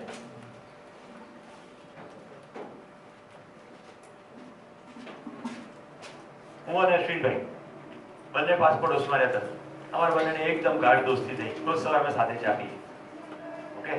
બીજા જન્મમાં અશ્વિનભાઈનો જન્મ થયો પાલનપુરમાં, મારો થયો ગાંધીનગર। હવે ચા પીવાનું બહુ મન થાય, મેં શું કલ્પના કરી, હું અશ્વિનભાઈ ઘરે પહોંચી જતો હોઉં તો, એટલે મેં તરત બળદગાડું બને, બળદને જોડે પહોંચી ગયો। પછી જો કે એની કરતા તો ઘોડો વધારે ફાસ્ટ દોડે, તો ઘોડો પાલતા શીખી ગયો અને ઘોડે સવારી કરીને પહોંચવા માંડ્યો। પછી આ તો બધું બહુ વાર લાગે છે, એવામાં જીવન શરીર પૂરું થઈ ગયું। નેક્સ્ટ જન્મની અંદર એ તો દિલ્હી જન્મ્યા અને હું પાલનપુરમાં જન્મ્યો, એટલે પછી મેં કાર શોધી કાઢી, રેલવે એન્જિન શોધી કાઢ્યું, પછીના જન્મે આર્જેન્ટિનામાં જન્મ્યા અને હું અહીંયા મેં વિમાન શોધી કાઢ્યું। સમજાય છે આ બધી વાર્તા કહેવાનું તાત્પર્ય? કલ્પનાશીલતા। પછી મેં હજી અંદર જોવાનું શરૂ કર્યું, કારણ કે મારાથી કેશુભાઈ ગોટીનો સીધી રાકેટ થઈ ગયો જીવન। એમણે કહ્યું કે જો જરા જો તારી અંદર જો, તારી ભૂખ શું છે? મેં કીધું ચા। હોય નહીં કે જરા જો, તાકાત લગાડ, શરીરને ચા જોઈએ, તને ચા ના જોઈએ। મેં કીધું ઓહ, મને તો સંબંધનું સુખ છે, મને અશ્વિનભાઈ સાથે જે હું સમય ગાળું છું, વાતચીત કરું છું, એનું સુખ છે। વાતચીત કરવાનું સુખ છે ને, એટલે મેં ફોન શોધી કાઢ્યો, ઘર ડાયલ કરું એટલે અશ્વિનભાઈ લાઈન પર આવી ગયા। એકવાર ફોન કર્યો તો એમના મિસિસ કે એ તો ખેતરે ગયા, મેં મોબાઈલ ફોન શોધી કાઢ્યો એટલે ખેતરમાં વાત થઈ। એક દિવસ ખબર પડી ગઈ તો આંદામાન નિકોબાર ગયા, ત્યાં તો લેન્ડલાઈન નથી, મોબાઈલના નેટવર્ક નથી મળતા, એટલે મેં સેટેલાઇટ ફોન શોધી કાઢ્યો કે એવરેસ્ટ ઉપર પહોંચ્યા પછી પણ વાત થાય અને સ્પેસ સ્ટેશનમાં ગયા પછી પણ વાત થાય। મને ખબર પડી કે મારી મૂળ ભૂખ સંબંધની, સમયની, પ્રેમની છે। જો કલ્પનાશીલતાના ફેલાવથી મોબાઈલ શોધી શકાતો હોય તો કલ્પનાશીલતાના ફેલાવથી પૃથ્વી ઉપર સ્વર્ગની કલ્પના કરી શકાય કે નહીં? લગાતાર આપણી કલ્પના શરીર મૂલક સંવેદનાની તૃપ્તિ માટે થઈ છે, સદીઓથી આ જ કરતા। હવે સમય આવી ગયો છે આપણી તમામ કલ્પનાશીલતાની તાકાત લગાડીએ અને સમગ્રતામાં વિચારીએ। પરમ આદરણીય નાગરાજજીએ આ અનુસંધાન જ્યારે કર્યું અને જ્યારે એની સામે આખું અસ્તિત્વ ઉભર્યું ત્યારે એમના મોઢામાંથી આ શબ્દો નીકળ્યા, ભૂમિ સ્વર્ગતામ યાતુ, ભૂમિ સ્વર્ગ હો, મનુષ્યો યાતુ દેવતામ, મનુષ્ય દેવ હો. ધર્મ સફળતા યાતું, ધર્મ સફળ થાવ. નિત્ય યાતું શુભોદય, નિત્ય શુભ થાવ. આ પહેલું નીકળ્યું. પછી એ બોલ્યા છે, સમગ્ર માનવ જાતિના પુણ્યવશ, સદીઓના પ્રયત્નવશ મારા પ્રયત્ન કરતા મને ખૂબ અધિક મળ્યું. રાઈટ, સમૃદ્ધિનો ભાવથી જ શરૂઆત થઈ. તો આ બધું જ સમગ્ર માનવ જાતના કરકમણોમાં જ્યારે બોલ્યા છે પ્રવચન, ત્યારે એમણે કહ્યું છે, માનવ બંધુઓ ભગીનીઓ, તારા ભાઈ બહેન. ભાષામાં જ ભાઈ બહેનથી શરૂઆત થઈ. પરિવાર. અમે બધા સદભાગી છીએ. તમારે પણ એમને મળવાની તક મળી. અમે સદભાગી છીએ કે અમે એમની સાથે ખૂબ કિંમતી સમય કાઢી શક્યા. અત્યારે તમારી સામે જે જીવન વિદ્યા શિબિર સ્વરૂપે આવી રહ્યો છે, એની ઘટના એવી છે, આદરણીય નાગરાજી આ સંશોધન પછી IIT કાનપુર ગયા. ત્યાંના ડીનને મળીને કહ્યું કે સંસારની તમામ સમસ્યાઓનો જવાબ મારી પાસે છે અને હું તમને આપવા આવ્યો છું. એ ડીનને પરમ આશ્ચર્ય થયું કે દેખાવમાં અહમ સ્ટેટમેન્ટ લાગતું હોય એવી વ્યક્તિના ચહેરા ઉપર આટલી પરમ શાંતિ, આટલી પરમ સરળતા કેવી રીતે? આપણી પાસે બધા પ્રોબ્લેમનો સોલ્યુશન. ચહેરો આટલો સરળ નિર્મળ છે. એ વ્યસ્ત હતા એટલે એમણે પ્રોફેસર સત્યાને કહ્યું કે તમે આ ભાઈની સાથે બેસો. એ કહે છે, પ્રોફેસર સત્યાએ એ સાંભળ્યું. પછી એમના મોઢેથી આખું જીવન વિદ્યામાં બધી જ વસ્તુ પ્રસ્તાવો સાંભળ્યા. એમણે જોયું કે નાગરાજજી કોઈ પણ વસ્તુ કન્વિન્સ કરવાની કોશિશ જ નથી કરી રહ્યા. એ કહે છે કે આ પ્રસ્તાવ છે, આ પ્રસ્તાવ છે, આ પ્રસ્તાવ છે. તમારી જાતે સમજવાની ચેષ્ટા કરો. માનવની ગરિમાની વાત કરી છે. પહેલી વાર કોઈ એવું વ્યક્તિ મળી છે જેણે પ્રત્યેક માનવનો સન્માન કર્યું. પ્રોફેસર સત્યાએ બધું જ મળ્યું પછી એનું શિબિરનું સ્વરૂપ આપ્યું અને અત્યારે તમારી સમક્ષ આવી રીતે પેશ થયું. પ્રોફેસર સત્યા પછી ગણેશભાઈ એમની પાસેથી સોમદેવ ત્યાગી અને પછી બધા જ ગૃહસ્થો. આદરણીય નાગરાજી પણ ગૃહસ્થ હતા. આખી જિંદગી શ્રમપૂર્વક ઉત્પાદન કર્યું, ખેડૂત રહ્યા, ખેતી કરી અને ખૂબ લાંબુ આયુષ્ય, 94 વર્ષ જેટલું સ્વસ્થ આયુષ્ય એમણે ભોગવ્યું. અમને હંમેશા એમની ઉપસ્થિતિમાં પિતાનો ભાવ થતો. હું તો અસંખ્ય ભારતમાં કહેવાતા ગ્રેટ લોકોને મળ્યો છું.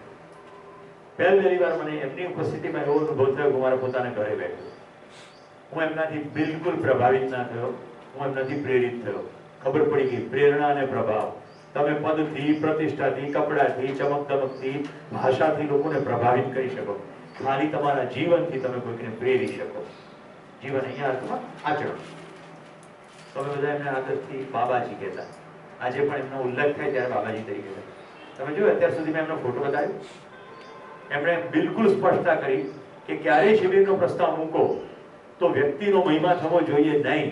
મારો ફોટો, ફૂલ આવું કશું જ કરવું નહીં, કારણ કે એક નહીં તો નવો વાળો શરૂ થઈ જશે. પ્રત્યેક માનવ સમજવા માટે સક્ષમ છે. પ્રત્યેક માનવનો મહિમા છે. તમને રસ હશે તો શિબિરના છેલ્લે દિવસે એમનો અવાજ સંભળાવીશ, ફોટો બતાવીશ. પણ આશય મારો એ છે કે એમનો મૂળ મુદ્દો આ છે. નહીં તો સામાન્ય શિબિરોમાં શું થતું હોય, જે મુખ્ય વ્યક્તિ હોય એનો ફોટો તો લાવે, ગુજરી ગયા હોય તો આરતોરા થાય, રાઈટ? અને એનો બધો મહિમાથી ચાલુ થાય બધી વાતો. એમણે કહ્યું દરેક માણસ માટે આ શક્તિ. મિત્રો, આ જેટલી સ્ત્રી પુરુષ સમાનતા છે, પહેલો મુદ્દો લઈ લઈએ. એનો સોર્સ શું છે? શરીરમાં ડિફરન્સ છે. માનવ તરીકે તો કલ્પના બે કરી શકે છે. ભાઈ હું કલ્પના કરું અને અમિતાની કલ્પના ઓછી હોય એવું બને? અમિતા એક મિનિટ બહાર આવી જાય બેટા. You are wonderful example for me. અમિતાને કાલે કોઈએ શારીરિક રીતે જોઈને એવું કહ્યું કે કયા ધોરણમાં છે બેટા? આ દીકરી કોલેજના ફર્સ્ટ યરમાં છે અને એને IAS થવું છે. સમજાય છે? લક્ષ્યની સ્પષ્ટતા છે.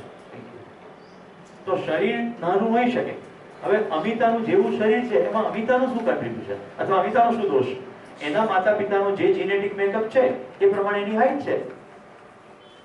પણ હું અમિતાને જોઈને એની તારથી કશું નહીં. એવું એક પણ વાર થયું? મેં એને એના લક્ષ્યમાં મદદરૂપ થવાની ચેષ્ટા કરી. કેમ? કારણ કે શરીર નથી. અમિતા એ શરીર નથી, અમિતા માનવ છે. જેટલું આ ધ્યાન જાય એટલો સંબંધ મીઠો થશે. કારણ કે હવે તમે શરીરથી જોડાતા નથી. હવે તમે માનવનો માનવ સાથે સંબંધ છે. માનવ એટલે સંભાવના છે. સામેવાળી વ્યક્તિ કોઈકનો અન્યાય દૂર કરવા માટે કોઈ પદ પર પહોંચવા માંગે છે તો ધ્યાન આવે છે કે આ સમગ્રતાનો વિચાર થઈ રહ્યો છે, પોતાનો સ્વાર્થનો વિચાર થઈ રહ્યો નથી. કોઈકના જિંદગીમાં પ્રકાશ લાવવા માટે મારે કશું કામ કરવું છે એવું કોઈક વ્યક્ત કરે છે તો ખ્યાલ આવે છે કે આ માનવીય પ્રકાશ છે, આ શરીરનો પ્રકાશ નથી. શરીરની સીમામાં તો હું ખાઈ પી ખુશ રહું, બીજાની મારે શું ચિંતા કરવાની જરૂર? ખરું ને? તો પહેલું સ્ત્રી પુરુષ સંબંધ. હવે ગરીબી અમીરી સંતુલન જોઈએ. તો આપણે શેમાં સુખ જોયું? સુવિધામાં. તો જેની પાસે વધુ સુવિધા એ અમીર, જેની પાસે ઓછી સુવિધા એ ગરીબ. હવે તો ખબર પડી ગઈ ને, સુવિધા ભેગી થાય તોય દુઃખીનો દુઃખી. એટલે બીજું આ સમસ્યાનું મૂળ છે. ત્રીજું પ્રાકૃતિક સંસાધનનું શોષણ. કેમ? એ પેલા બેનું કનેક્શન જ છે. તો છોકરી પરણાવવા માટે માતા પિતા જયારે એમ જોવે કે ખાધે પીધે દુખીને પરણાવવું છે તો જેને ઘરે ખાવા પીવાનું મબલક હોય ત્યાં પરણાવે. એટલે પેલો મબલક કરવા માટે શું કરે? પ્રકૃતિનું શોષણ કરે કે ના કરે? માણસોનું પણ શોષણ કરે, દુર્વ્યય થાય અને છેલ્લે પ્રદૂષણ અને પ્રાકૃતિક આપદાઓ. તો મૂળની અંદર આ એક માન્યતા છે. ચલો કાલ સાથે કનેક્ટ કરો. માનવું અને જાણવું બે અલગ છે. જ્યાં સુધી આપણે પોતાને શરીર માનીએ છીએ ત્યાં સુધી આ બબાલ રહેવાની. જ્યારે આપણે આપણી જાતને જીવન તરીકે જાણીશું, માનીશું નહીં, જાણીશું. અને એના માટે હું કહું છું એટલે નહીં, તમારે અંદર જોવું પડશે. જો જરા જો, પોતાને જ જો.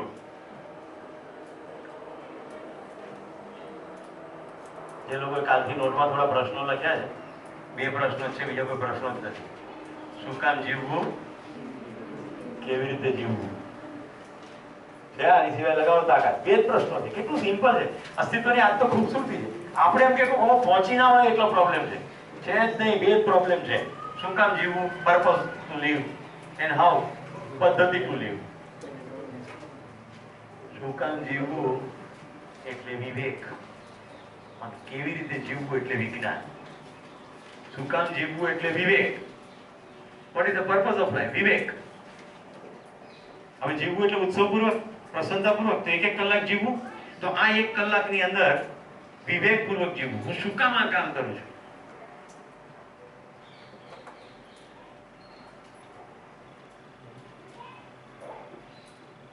શબ્દો તમારા માટે લખીને તૈયાર. આ તૈયાર બોર્ડ સારા રહેશે? સારા છે તમારા અક્ષરમાં ક્યાં ભલી ગયો? એવું નથી, સારું લખી શકો. એક શીખવું છે, સ્કિલ છે. કેલિગ્રાફિકની સ્કિલ હોય. બહુ સુંદર મરોડદાર અક્ષર લખે. મરોડદાર અક્ષર લખે એટલે વિદ્વાન કહેવાય, સમજદાર કહેવાય.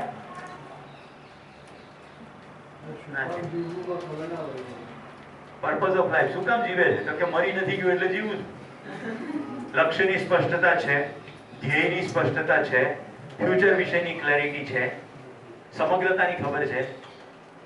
ચલો એક સુંદર ઉદાહરણ. રાજુ, તું તારા ઘરેથી નીકળ્યો બહાર અને તારા આંગણામાં તને એક બોલ્ટ મળ્યો આટલો નાનો.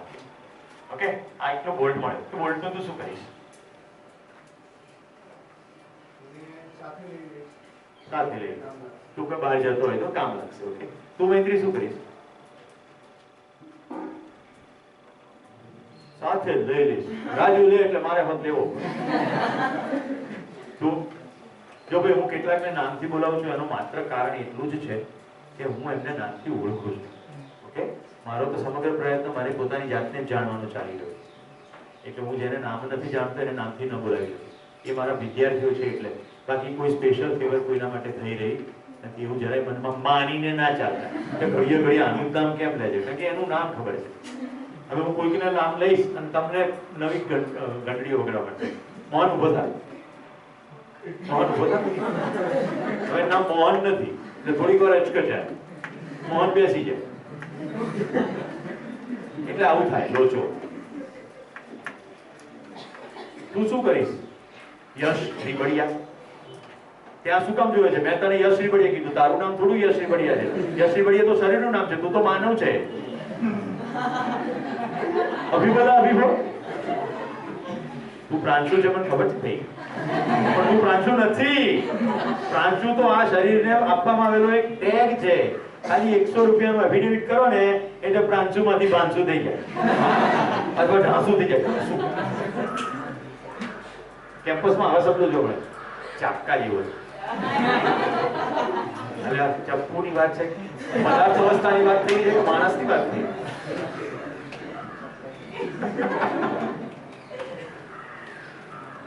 બોલ બોલ યશ, તને બોલ્ટ મળે તો તું શું કરશે? આજુબાજુ કોઈ દેખાતું નથી, તું શું કરીશ? સોહન સોહન સોહન, આ તું સોહન સોહન. આ લોકોને એમ થાય કે આપણું નામ લે છે, અમારું નહીં લેતા.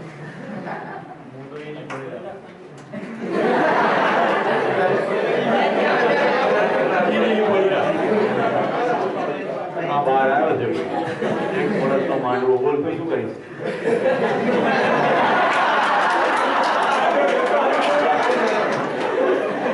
પાણી પીવા તો બોલ્ટની કરી એને આમ કઈ બતાવી દીધું, બોલ્ટની શું દોડે કરો, પાણી પીવા જવાનું.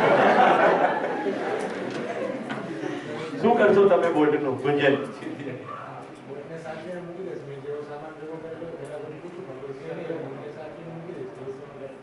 બરોબર. તો આપણને જેટલી જાણકારી છે, જેટલું જ્ઞાન છે, એમ જ કરશું. હવે જોજો મજાની વાત, તમને બોલ્ટ મળ્યો અને તમને એવી જાણકારી છે કે હમણાં તમારા પિતા જે મોટરસાયકલ લઈને ગયા એની એક્સલનો બોલ્ટ આ નીકળી ગયો છે, તો તમે શું કરશો? What you will do? Phone કરશો? ઓકે, કેમ એમ શું કામ કરશો? કારણ કે હવે તમને ચિંતા થઈ આવશે ને, સમજાય છે? એટલે સમગ્રતાની સમજણ વગર આ બોલ્ટનું શું કરવું એ કદી ખબર નહીં પડે તમને. તમે તો જીવન છો, આ તમને શરીર એટલે કે બોલ્ટ મળ્યો છે. બોલ્ટનું શું કરવું? તો કે પડ્યો રાખીશ. કોઈ કહે છે ત્યાં ત્યાં પડ્યો જવા દઈશ, કોઈ કહે છે જોડે લઈ જઈશ. અત્યારે ફેરવું જ છું જોડે બોલ્ટ. અને અમોલ એવું કહે છે કે બોલ્ટ જ્યાં લગાડવું જોઈએ, જેવી રીતે લગાડવું જોઈએ એવી રીતે લગાડવાની દિશામાં જે પણ મારાથી થશે તે કરીશ. નીકળી ગયા છે એટલે ફોન કરીશ અને કહીશ કે વ્હીકલ ઉભા કર્યો. ઓકે, પછી શું કરશે? પછી બોલ્ટની આરતી ઉતારશે કે બોલ્ટને ત્યાં પહોંચાડશે, અથવા કહેશે કે તું એકને મોકલો, હું બોલ્ટ આપું છું, કે હું જાતે જઈને. હવે તમે કહો એ નિર્ણય કેવી રીતે થશે? એ નિર્ણય તે વખતની સમગ્રતા જોઈ થશે. હવે સમજો કે અમોલા મેડિકલની એક્ઝામ આપવા જઈ રહી છે, ફાઇનલ એમબીબીએસની, અને એ વખતે બોલ્ટ મળ્યો, પપ્પાનો સંપર્ક થઈ ગયો. તો બંને પક્ષે વિશ્વાસ છે અને સંબંધ છે અને એની સૌંદર્ય છે. તો એના પિતા કે છે મેં વ્હીકલ પાર્ક કરી દીધું છે, તું નિશ્ચિત થઈ તારી કોલેજ જા, બોલ્ટ રવા દે ઘરે, કાલે ફિટ કરી દઈશ. કોઈ ઉતાવળ નથી, બીજા વિકલ્પો ઉપલબ્ધ છે. પણ એ વખતે એના પિતા જોયું કે તો આપી જા, ખબર નહીં પડતી એટલી. પણ મારી એક્ઝામ તો કાલ આવતા વર્ષેથી અપાશે, મારે અહીંયા મોડું થાય છે. તો એ સમગ્રતા નથી જોઈ રહ્યા. શું જોઈ રહ્યા છે? લોકલ, પોતાની કન્વીનિયન્સ. સમજો કે ઘરથી હજી 1-8 કિલોમીટર દૂર જ આ ખબર પડી છે, તો એટલામાં તો પહોંચી શકે ને. પણ એમે સમગ્રતા નહીં દેખાય, એક્ઝામ નહીં દેખાતી હોય તો એ આમ કરશે. ચલો મોટી છલાંગ મારીએ. આખી સમગ્રતા વગર શું કાર્ય કરવું કે શું વિચાર કરવો એ નિર્ણય યોગ્ય થશે ખરો? એટલે સમગ્રતાની સમજણ મેળવવી પડશે.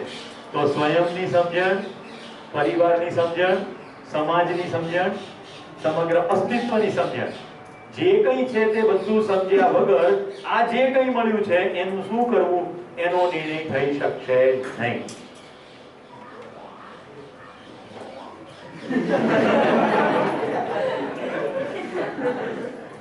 પાણી લેવા ગયો તો અને કેમેરા લઈને પાછો. હું માનું છું આ વિવેક સમજાયો ભાઈ?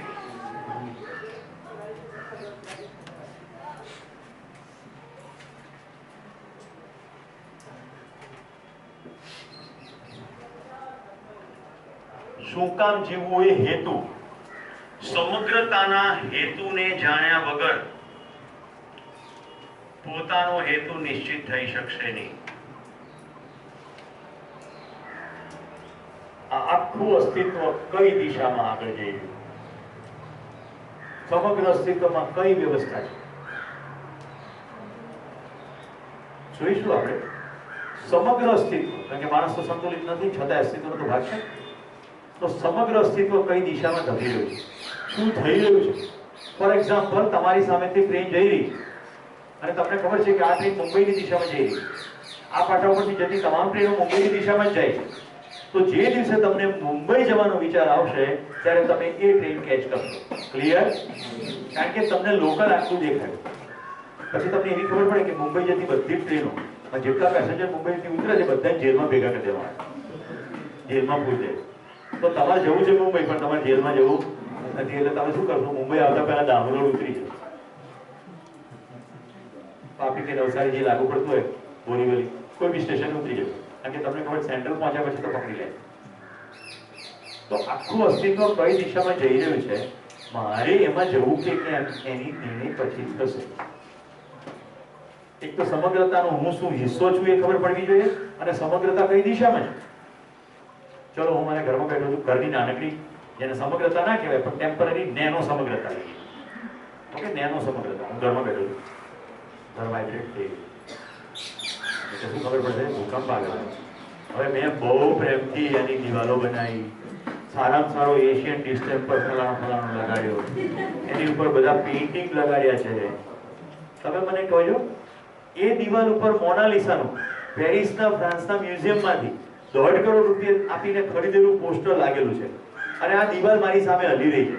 તો હું એ પોસ્ટર બચાવવાની કોશિશ કરીશ કે શક્ય એટલો ઝડપથી ઘરની બહાર નીકળી જઈશ? કેમ? કારણ કે એ નાનકડી સમગ્રતાની ખબર પડી ગઈ કે આ પડવા જઈ રહ્યું છે અને મારે સાથે સાથે પડી જવું નથી. હવે ઘર સ્થિર છે એટલે હું શું કરીશ? મારે ઘરે પ્રાંશુ મહેમાન તરીકે આવશે. હે પ્રાંશુ, મોનાલિસા ફ્રાન્સથી લાવ. મારી જેવો હોય તો મજાકમાં કહે કે એ જે છે ત્યાં રહેશે, એ હસશે નહીં, એ રોશે નહીં, એ તારી જોડે વાતો કરશે પણ નહીં.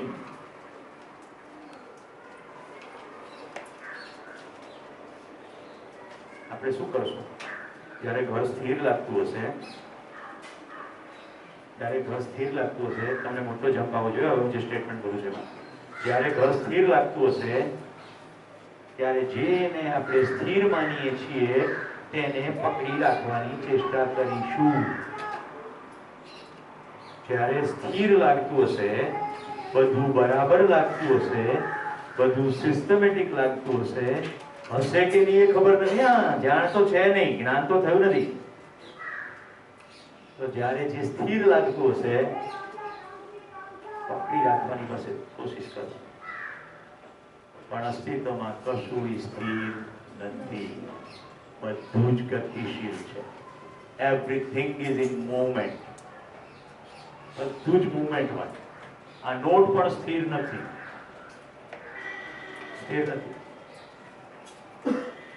કશું સ્થિર નથી. ઘર પણ સ્થિર નથી. આ ઘર છોડી દઈએ, થોડા વખતમાં જર્જરિત થઈ જશે. રાઈટ? ઈંટથી છૂટી પડી જશે. ઘણી વાર 100 વર્ષો 200 વર્ષો ખીલી મૂકવામાં આવે, થોડા વખત પછી કટાઈ જશે, ત્યાં કાટનો ભૂક્કો હશે. ગઈકાલ કરતા આજે એક દિવસ તમારી શરીરની વય વધી ગઈ છે. તમે આવ્યા હતા એનાથી વધારે એક દિવસ હવે વૃદ્ધ થયા છે. તમારું શરીર ધીમે ધીમે લથાર્જી તરફ જઈ રહ્યું છે. તમે ડગલે પગલે તમારા શરીરના મૃત્યુની દિશામાં આગળ વધી ગયા. તો પ્રત્યેક હેપી બર્થડે એવું ના કહેવાય બહુ સારો દાડો આવ્યો, એક વર્ષ ઓછું થઈ ગયું એવું કેવું જોઈએ શરીરના સંદર્ભમાં. ખ્યાલ આવે છે? ખબર હતી કે મંજિલ તો ખબર છે, વર્ષો વીતી ગયા પહોંચતા. કવિતા સારું લાગે, કોઈ મારું ગમતું નથી. એ હવે જોઈશ.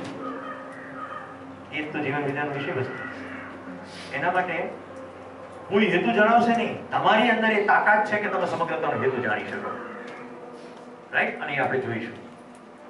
તો આ સમગ્રતાનો હેતુમાંથી પોતાનો હેતુ નક્કી થશે. સમગ્રતામાં બાઇક છે, બાઇકની અંદર એક્સલ છે, એનો હેતુ પૈડાને સિસ્ટમેટિક ચલાવવાનો છે. એમાં એ ખબર પડી જાય તો પછી આ બોલ્ટનો હેતુ શું છે એ ખબર પડી જાય. એટલું તો ક્લિયર થાય છે ને? તો સમગ્રતાનો હેતુ સમજવો પડશે. પછી છે બીજો વાક્ય કેવી રીતે જીવવું.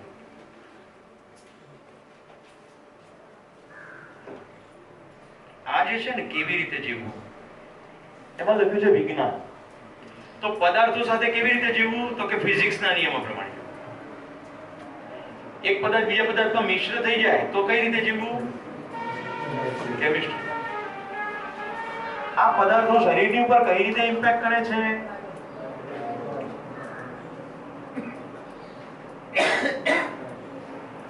આ બધા પદાર્થો ખાલી પૃથ્વી ઉપર જ છે, બહાર બી છે?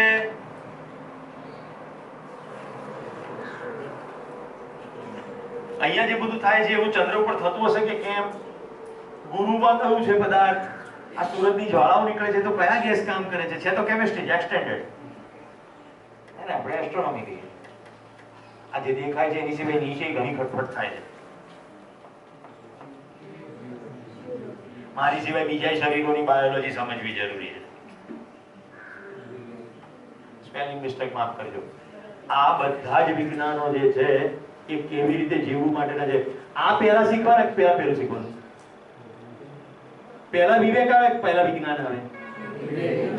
આ લોચો ક્યાં થયો છે હવે? ખ્યાલ આવે છે? હું તમને ધીમે ધીમે સમસ્યાના મૂલ્ય તરફ લઈ જઉં છું. આમાં માસ્ટરી કે જો ભાઈ ફિઝિક્સમાં 100 માં 100, લો ઓફ ગ્રેવિટી પાક્કો આવડે, લો ઓફ મેગ્નેટિઝમ પાક્કું આવડે, કુટુંબનું મેગ્નેટિઝમ તૂટી રહ્યું છે, ધ્યાન જ નથી જઈ રહ્યું. એકબીજાને જોડતા બોન્ડ વીક થઈ રહ્યા છે, ધ્યાન જ નથી રહ્યું. જેટલા અહીંયા વડીલો છે એ પોતાની અંદર જુઓ, અને જે વડીલો નથી પોતાના પરિવારના માતા પિતાની યાદ કરો. જેમ જેમ સમય વધતો જાય છે, ઉંમર વધતી જાય છે, તેમ તેમ પરસ્પર અવિશ્વાસ વધી રહ્યો છે કે ઘટી રહ્યો છે? સંબંધ મજબૂત થઈ રહ્યા છે કે વીક થઈ રહ્યા છે? ઉંમર વધતાની સાથે ફરિયાદો વધી રહી છે કે ઘટી રહી છે? બધા એવું કે બાળપણ કેટલું સરસ હતું, તો એ શું બતાવે છે કે જેમ જેમ મોટા થયા તેમ તેમ પ્રોબ્લેમ વધ્યા છે, ઘટ્યા નથી. હમણાં તો એ બધું વોટ્સએપમાં બહુ ચાલે છે, કાશ એકવાર ફરી હું બાળક થઈ જાઉં. યસ, પોસિબલ છે. જીવન વિજ્ઞાનનો જવાબ છે શરીરના હાથથી બાળક ના થવાય. એકચ્યુઅલી શરીરની વય વધે છે, આપણી કોઈ વય વધતી નથી. પણ હજી હમણાં કેવું બહુ મુશ્કેલ છે. હમણાં તમને બહુ પ્રી મેચ્યોર છે. કેટલાને એવું ધ્યાન જાય છે કે પહેલું શીખવું પહેલા જરૂરી છે? Okay, very good. તો અત્યારે શિક્ષણની જે મોટી સમસ્યા થઈ છે એ સહી છે કે મને છોડીને બહારનું ઓબ્જેક્ટિવ અધ્યયન બહુ થાય છે, પણ મારું પોતાનું ઓબ્જેક્ટિવ અધ્યયન નથી થતું. ઓબ્જેક્ટિવ અધ્યયન સમજાય ને? ઓબ્જેક્ટિવ અધ્યયન એટલે આ પેન છે, આ પેનનો સમગ્રતાથી હું અભ્યાસ કરું, કોઈ બાયસ થયા વગર, એટલે હું ઓબ્જેક્ટિવ અધ્યયન કહેવાય. એવી રીતે મારો અભ્યાસ કરું. પણ આપણે પોતાના અભ્યાસમાં આપણે સબ્જેક્ટિવ અધ્યયન કરીએ. કૂતરાનો અભ્યાસ કરીને પછી કહીએ અચ્છા માણસને બી લાવતો પડે. એટલે અમારે અદિતિબેન 5મા ધોરણમાં ભણતા હતા ને ત્યારે એમના શિક્ષકે કીધું મનુષ્ય એક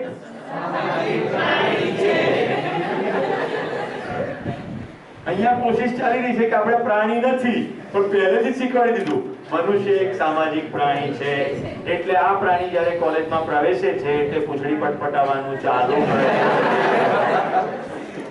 અને અમુક બીજા પ્રાણીને જોતા પૂંછડી ઊંચી કરી દે છે, સિગ્નલ આપે છે યસ तुम हमारे लिए हम तुम्हारे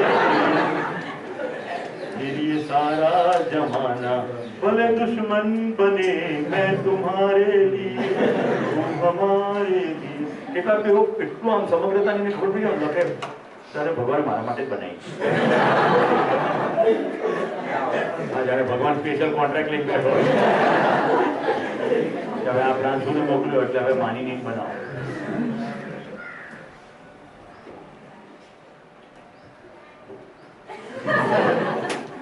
જે મેં ના કીધું એમ થઈ ગયું. એને કહેવાય જાણવું. જે અંદર પ્રકાશ થવા માંડ્યો. વાત તો બરોબર છે, રાઈટ? પ્રાણી એટલું બધું ખોટું ઘુસાડી દીધું છે ને. મનુષ્ય એક સામાજિક પ્રાણી છે, સામાજિક પ્રાણી છે, સામાજિક પ્રાણી છે. એટલે આહાર નિદ્રા ભય મૈથુન 4 મુખ્ય ક્રિયા છે. શિક્ષણની આખી પ્રક્રિયાને અંતે કમાશો શું? સીધો જ પહેલો પ્રશ્ન આ છે, કમાઈ શું? કમાઈ શું? કેટલા રૂપિયા કમાશે? અચ્છા, વિદ્યાશાખાનો નિર્ણય પણ એવી રીતે છે. ફેકલ્ટી ડિસાઈડ કરવાની હોય કે આની અંદર બહુ પૈસા અથવા આની અંદર કે બહુ નિરાશ. ઓપ્થોલ્મોલોજી લઈ લો કે આરામથી ક્લિનિક ચલાવો પછી બાકી ટેસ્ટ કરો. અરે પણ સમગ્રતામાં જુઓ કઈ વસ્તુની સૌથી વધારે જરૂર છે. મારી સૌથી ઉત્તમ કુશળતા શું છે? હું શિબિરમાંથી પસાર થયો તો મને નક્કી થઈ ગયું કે શ્રમપૂર્વક ઉત્પાદનપૂર્વક હવે જીવવું છે. રાઈટ? પછી મેં મારા જે શિક્ષકો પ્રબોધકો તે બધાની સાથે બેસવાનું શરૂ કર્યું. मैंने एक सटीक क्वेश्चन पूछा हमारे, क्या इस उम्र में पावड़ा चलाओगे? तुम वो कर सकते हो, लेकिन क्या लगता है तुम्हें तुम्हारी उपयोगिता क्या है? મને લાગ્યું હું શિક્ષક છું, મારી આ જે સ્કિલ છે એ મારી શ્રેષ્ઠતમ ઉપયોગિતા. તમને શું લાગે છે હું એક કોઈ ખેતરમાં જઈને મારો ઘઉં ચોખા ઉગાડી લઉં અને પાછી હવે પછીની જિંદગી મારું અનાજથી મારું પેટ ભરી લઉં, પૃથ્વી સાથે કોઈ અપરાધ ના કરું, કશું પ્રદૂષણ ના કરું અને સરળતાથી જીવું, એ બરાબર કે અત્યારે શિક્ષક તરીકે અસંખ્યના જીવનને અંદર સચ્ચાઈનું જ્ઞાન પ્રસાવ, એ બરાબર? એટલે સમગ્રતાનો વિચાર કરવો પડે. મારી કુશળતા સમગ્રતાના અર્થમાં શ્રેષ્ઠતમ હું કઈ રીતે લગાવું? આપણે AK-47 હોઈએ જેનાથી ડાયનોસોરને મારી શકાય, પણ આપણે મચ્છર મારવાનો ટાર્ગેટ લઈને કામ કરતા હોઈએ. હવે વિચાર કરો શું તૃપ્તિ થાય ખરી? એક સુંદર વાક્ય તમે બધા પોતાની ડાયરીમાં લખો. હું ક્યારેય શિબિરમાં કહેતો નથી, પણ તમારા માટે બહુ જરૂરી છે. ત્યારે હું નોટમાં કોઈ સૂત્ર લખવાનું કહેતો નથી, પણ આ સૂત્ર લખવાનું કહું. મનુષ્ય અપને મહત્વ કો, આવા સૂત્ર છે ને વચ્ચે ન લખાય, મૈત્રી ભણવું પવિત્ર જણવું ટોપમાં લખાય, ધ્યાન ખેંચે એવું. ડાયરી હોય પહેલે પણ એમ લખાય. મનુષ્ય અપને મહત્વ કો जानकर और जीकर ही तृप्त होता है.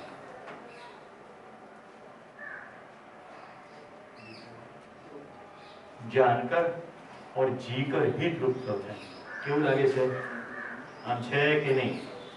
मनुष्य अपने महत्व को जानकर और जीकर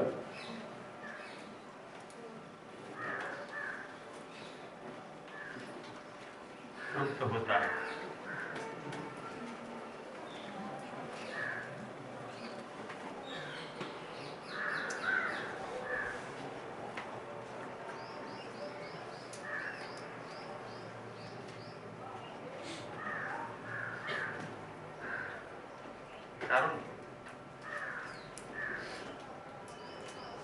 અને સમજીએ તમારી અંદર ડોક્યુ કરો. જેટલી સન્માનની ભૂખ છે એ બધી સન્માનની ભૂખના રૂટમાં પડ્યું છે. તમારી કોઈ કુશળતા છે એની કોઈ કદર નથી કરી રહ્યું. તમારી કેપેબિલિટીને કોઈ અંડર એસ્ટિમેટ કરી રહ્યું છે. તમે તમારા જીવનના નિર્ણય લેવા સક્ષમ છો એવું તમારા માતા પિતા સ્વીકારતા નથી. તો તમારા મહત્વની વાત છે. રાઈટ? મનિયાના કેસમાં એના બાપાએ કીધું કે ભાઈ આ ભંભો તને ના ચાલે. હવે ભંભો હોય કે દુબળી હોય, જિંદગી તેને જીવવાની, નિર્ણય પપ્પા લે. એમાં એને અપમાન ક્યાં લાગે છે ખબર છે? કે હું હજી મારી જિંદગીનો નિર્ણય લેવા કેપેબલ છું એનો અહેસાસ મારા પપ્પાને હજી થતો નથી. હું મારી જિંદગી જે રીતે જોઈ રહ્યો છું એ રીતે અહેસાસ થઈ રહ્યો નથી. આ સન્માનની ભૂખ છે. એના સોર્સમાં પડ્યું છે. માણસની તૃપ્તિ પોતાનું મહત્વ જાણીને અને તેને અનુરૂપ જીવવાથી જ છે. તો બે કમ્પોનન્ટ છે આવે. પોતાનું મહત્વ જાણવું અને પછી જાણ્યા પછી એક્ઝેક્ટ રીતે જીવવું. હવે જો મારું સ્ટેટમેન્ટ, હું તમારી સાથેની પ્રત્યેક ક્ષણ સંપૂર્ણતાથી જીવું છું. એબ્સોલ્યુટલી પરમ સુખપૂર્વક જીવું છું. અને તમે ટકોરા બંધ મારા આખા વ્યક્તિત્વમાં, મારી બોડી લેંગ્વેજમાં, મારા ચહેરામાં બધા દિવસો જોઈ શકશો વિધાઉટ એની ડાઉટ. જે લોકો મારી સાથે અગાઉ કામ કરી ચૂક્યા છે તો બધાને ખબર છે જ. આવું સ્ટેટમેન્ટ શિબિરની બહાર કરીએ તો અહમ કહેવાય. પણ સમગ્રતા સમજાઈ જાય, પોતાનું મહત્વ સમજાઈ જાય અને પછી એક્ઝેક્ટ એ પ્રમાણે જીવીએ. તને હું ખાલી આમંત્રણ આપું છું, ચોઈસ તો તારે કરવાની છે. પ્રાકૃતિક રીતે તને ખૂબ સરસ કંઠ મળ્યો છે. જાગૃતિની આખી યાત્રામાં એવા અસંખ્ય ગીતો છે કે જે ગીત અસ્તિત્વની સચ્ચાઈ તરફ ધ્યાન દોરે. એવા બીજા કેટલાય ગીત છે, શાયદ ઇસ જન્મ મેં ફિર મુલાકાત હો યા ના હો. એવા ગીતો છે જે મનોરંજનાત્મક છે, ગાઈ તો બેસી શકાય છે.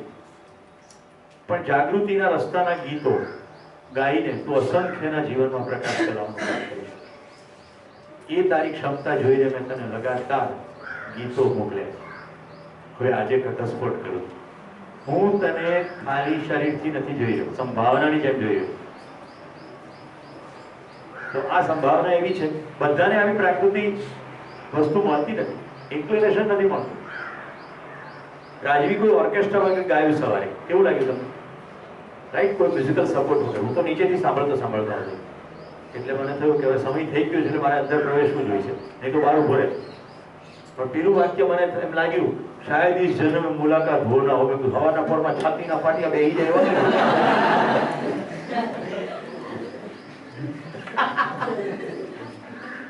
मिलेंगे मिलेंगे इस जन्म में मिलेंगे. मनुष्य अपने महत्व को जानकर और जीकर ही तृप्त होता है. तो હવે શું કરવું પડશે? પોતાનું મહત્વ સમજવું પડશે. અત્યારે આપણે મહત્વ કોને કહીએ ખબર છે? Degree, skill. જેમ કે ગાવું એક સ્કિલ છે, ડિગ્રી કંઈક એક્વાયર કરેલું સર્ટિફિકેટ છે. એ માત્ર આઈધર સ્કિલ છે અથવા કહેવાતી માહિતીઓ છે, હજી જ્ઞાન નથી. એક્ઝેક્ટ એ પ્રમાણે જીવવું તો જ. જેમ કે ડોક્ટર હોય તો આપણે બે ડોક્ટરને પૂછીએ, રિદ્ધિબેન, ડોક્ટર ક્લિનિકના સમયે ડોક્ટર કે 24 કલાક ડોક્ટર? ડોક્ટર 24 કલાક ડોક્ટર હોય. ક્લિનિકના સમયે તો ખાલી સ્કિલનું એક્સપ્રેશન હોય. તમે ડોક્ટર મટી જતા નથી. ક્લિનિક બંધ થઈ ગયું છે, પણ પડોશમાં કોઈ બેહોશ થઈ ગયું છે, તો તમે એમ કહેશો ક્લિનિક બંધ છે?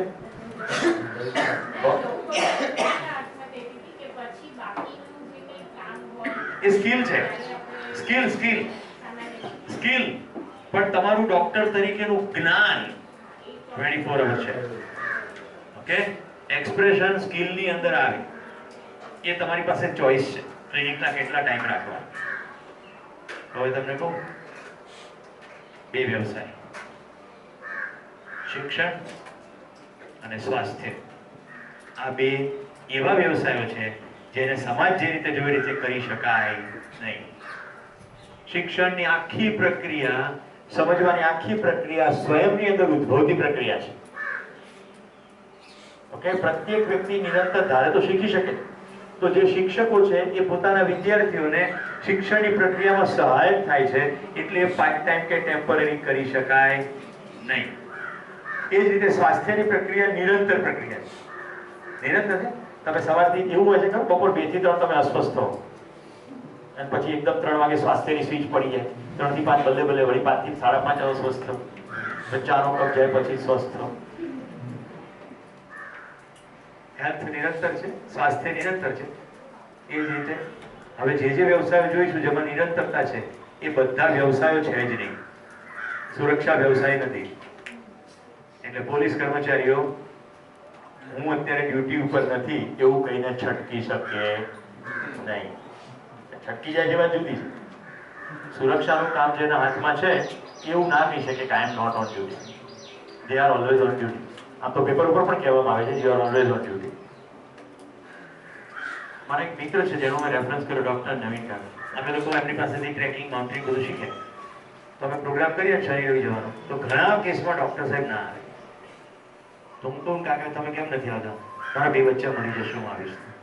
આ કાકા પોતે પરણ્યા જ નથી. હંમેશા અમે એમના મોઢામાંથી આ જ વાક્ય સાંભળ્યા છે, મારા 2 બચ્ચા મરી જશે.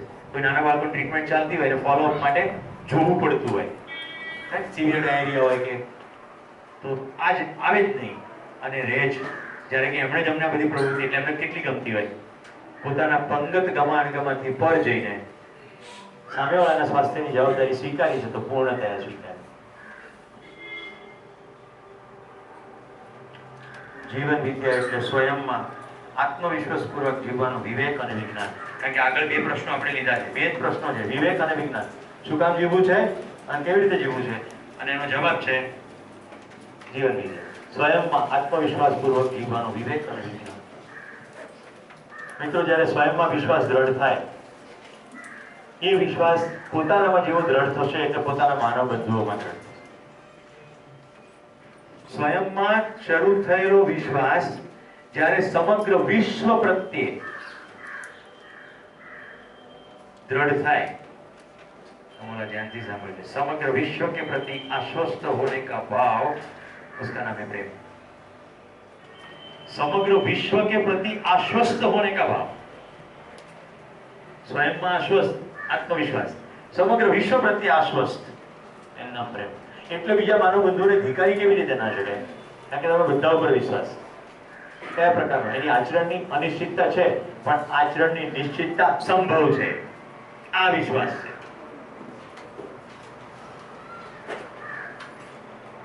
ક્યારે આવે? ક્યારે આવે? વાંચો, અમલા વાંચો પહેલું સ્ટેટમેન્ટ। વ્યવસ્થા છે તે સમજાય એટલે કે સમજદારીપૂર્વક જીવે। નિર્જા, બીજું વાંચો। આપણે વ્યવસ્થિત રીતે જીવી શકીએ છીએ એ ભાન થાય એટલે કે જવાબદારીપૂર્વક જીવે। અમૃત વાંચો।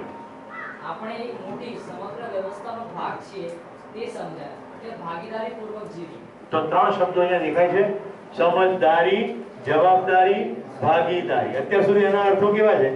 સમજદારીના। છોકરો મોટો થયો, પરણાઈ દો, સમજદાર થઈ ગયો। છોકરો મોટો થઈને સમજદાર થયો છે કે શરીર મોટું થયું છે? હા, કોઈ 80 વર્ષના મારા એક મિત્ર બેન છે કે હું વડીલો હોય તો પગે લાગવાનું મન ના થાય, આમાં ફોર્માલિટી માટે લાગીએ ખરા પણ મન ના થાય। કેમ? ઉંમર જ મોટી થઈ છે, સમજદારીમાં તો કંઈ એવું દેખાતું નથી। ખ્યાલ આવે છે? તો પહેલો મુદ્દો શું છે? સમજદારી। એનો ટાઇટલ શું છે? સ્વયં એક વ્યવસ્થા છે। પોતાની અંદરનું સંપૂર્ણ ક્લેરિટી આવ્યા વગર એ ક્લેરિટીનું નામ છે જીવન ક્રિયા। અને આપણે કદાચ આવતીકાલે બપોર પછી અથવા પરમે સવારે જોઈશું। સ્વયં વ્યવસ્થાથી તે સમજાય તો સમજદારી। બીજું, આપણે વ્યવસ્થિત રીતે જીવી શકીએ છીએ। હવે હું વ્યવસ્થા છું અને વ્યવસ્થાને જરાય ખોરવ્યા વગર જીવી શકું છું, તો હું કેવી રીતે જીવું? એનું નામ જવાબદારી। અને આપણે એક મોટી વ્યવસ્થાનો ભાગ છીએ, તો હું જે જવાબદારી લઈને બેઠો છું એ માત્ર એટલી દેખાતી એટલી નથી, બલકે આખા સમગ્રતાના સંદર્ભમાં છે। એ રીતે મારી જવાબદારીનું વહન કરવાનું છે, એટલે ભાગીદારી। એક ઉદાહરણથી સમજાવું? સમજદારી, જવાબદારી, ભાગીદારી। એક હોસ્પિટલની કલ્પના કરો, એની અંદર ઢગલાબંધ ડોક્ટર કામ કરતા હોય, 26મી જાન્યુઆરીની રજા છે અને હોસ્પિટલની અંદર એક કેઝ્યુઅલિટી, એકદમ કોઈ પેશન્ટ આવ્યું, ચીફ ડોક્ટરને ખબર પડી એટલે એને જે તે કન્સર્ન ડોક્ટરને કહ્યું કે તું જા। ઓકે, સૌથી પહેલા તો તમામ ડોક્ટરોને એવી સમજદારી હોવી જોઈએ કે મેડિસિન કેવી રીતે એપ્લાય થાય, પેશન્ટને કેવી રીતે ટ્રીટમેન્ટ થાય। ચીફ ડોક્ટર છે, એની જવાબદારી છે કે આની ટ્રીટમેન્ટ થાય, એટલે જુનિયર ડોક્ટરને જે તે કન્સર્ન ડોક્ટરને કહે, એટલે એને પોતાની જવાબદારી નિભાવી। પેલો ડોક્ટર કહે છે કે મારાથી જઈ શકાશે નહીં કારણ કે હું અત્યારે 300 કિલોમીટર દૂર બેઠો છું, તો એ વખતે જો ચીફ ડોક્ટર પોતે દોડી જાય તો એને કહેવાય ભાગીદાર।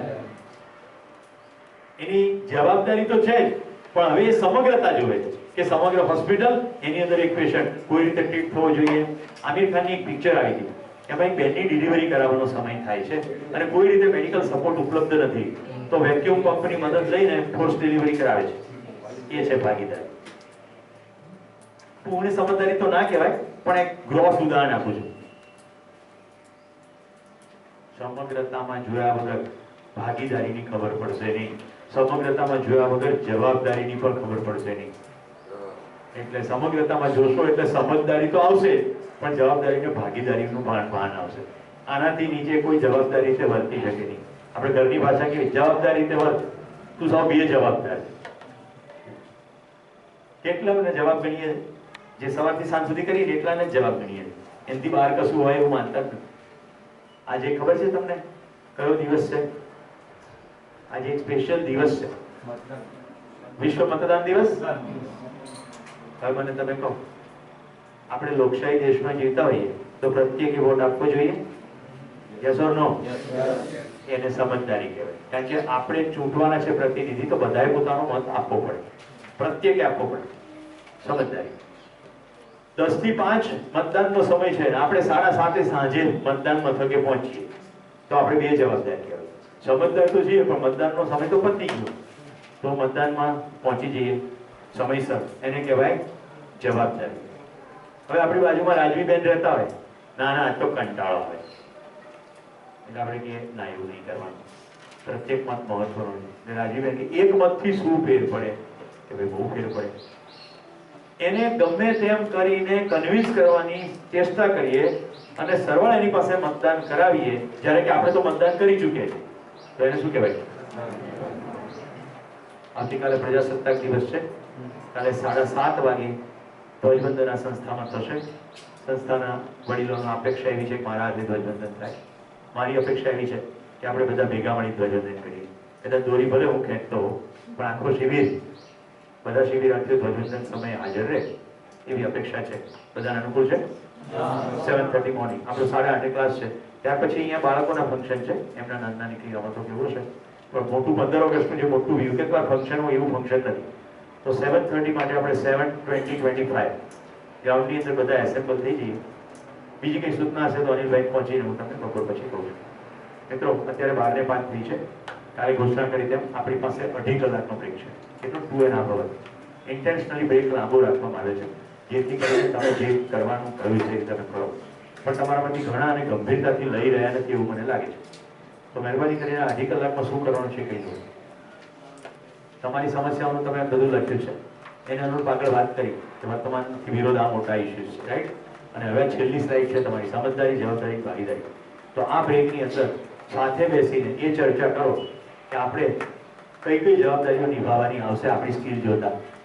અત્યારે જેટલી સમગ્રતાની ખબર પડે છે એ રીતે આપણે શું ભાગીદારી કરવી જોઈએ. કમસે કમ આ શિબિરની ભાગીદારી તો એટલી જ છે કે તમને 2 ને 25 અહીંયા બેઠેલા હો, પણ સમગ્ર લાઈફના સંદર્ભમાં, જિંદગીના સંદર્ભમાં તમારી કુશળતાઓની અંદર ડોક્યુ કરો. જેમ મેં રાજવીનું ઉદાહરણ આપ્યું છે એમ દરેક પોતાની અંદર જુઓ.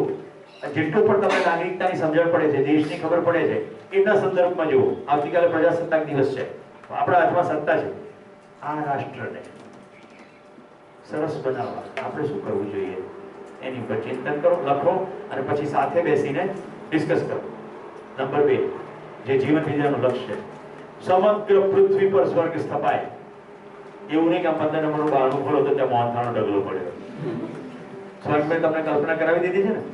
પરિવારની અંદર પ્રત્યેક વ્યક્તિ સમાધાનિક હોય, સમાજમાં સુરક્ષા હોય અને પ્રકૃતિમાં સંતુલન હોય.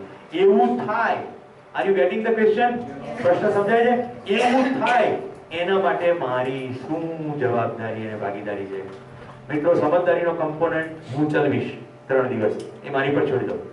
અત્યારે જેટલી 2 દિવસમાં સમજણ પડી એના આધારે તમારી જવાબદારી અને ભાગીદારીનું ચિંતન કરીને આવજો. ક્લિયર?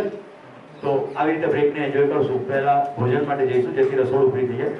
ત્યાર પછી જરૂર પડે તો 15-20 મિનિટ આરામ કરશો અને પછી બધા ભેગા બેસશો. ગોષ્ઠી માટે ગમે ત્યાં બેસી શકાય છે. સંસ્થાના નિયમોની મર્યાદામાં રહીને તમે બધા બેસજો અને આ રૂમમાં પણ બેસી શકાય છે જો ખુલ્લો હોય તો. આ રૂમ ખુલ્લો રાખી શકાય કોટી છે? હા. તો અહીંયા પણ બેસી શકાય છે. તો અહીંયા પણ બેસો, પણ અહીંયા બધા જ બેસે તો ગોષ્ઠી ના થાય, ખાલી ઘોંઘાટ જ થાય. તો ખૂબ સરસ વૃક્ષો છે, સરસ મજાનો હળવો તડકો અને ઠંડક બધું છે. આ પ્રાકૃતિક સ્થળનો મહત્તમ લાભ લો. ઘણા બધા લોકો મને અંગત રીતે કહી ગયા કે એટલી સરસ જગ્યા છે. તો આટલી સરસ ઓલરેડી વ્યવસ્થા છે જ, તો એને પૂરેપૂરો આહલાદ લઈ શકો.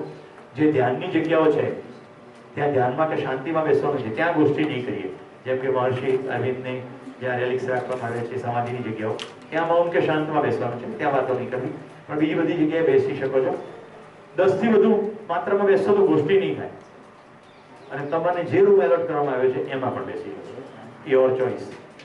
હું આવી અપેક્ષા રાખું છું 2 ને 25 તમે આવશો ત્યારે તમારી પાસે થોડીક કાર્યોની સ્પષ્ટતા હશે કે આ પૃથ્વી પર સ્વર્ગ ઊભું થાય એના માટે મને આવું કરવું યોગ્ય લાગે છે. પછી આપણે જેમ જેમ આગળ પ્રસ્તાવ આવતો જશે એની રોશનીમાં તમે તપાસશો કે આ બોલ્ટનો શું ઉપયોગ છે, આ બોલ્ટનો શું ઉપયોગ છે, અહીંયા કેટલાક બોલ્ટ છે એનો શું ઉપયોગ છે. ધન્યવાદ. નમસ્કાર. ફિર મિલેંગે.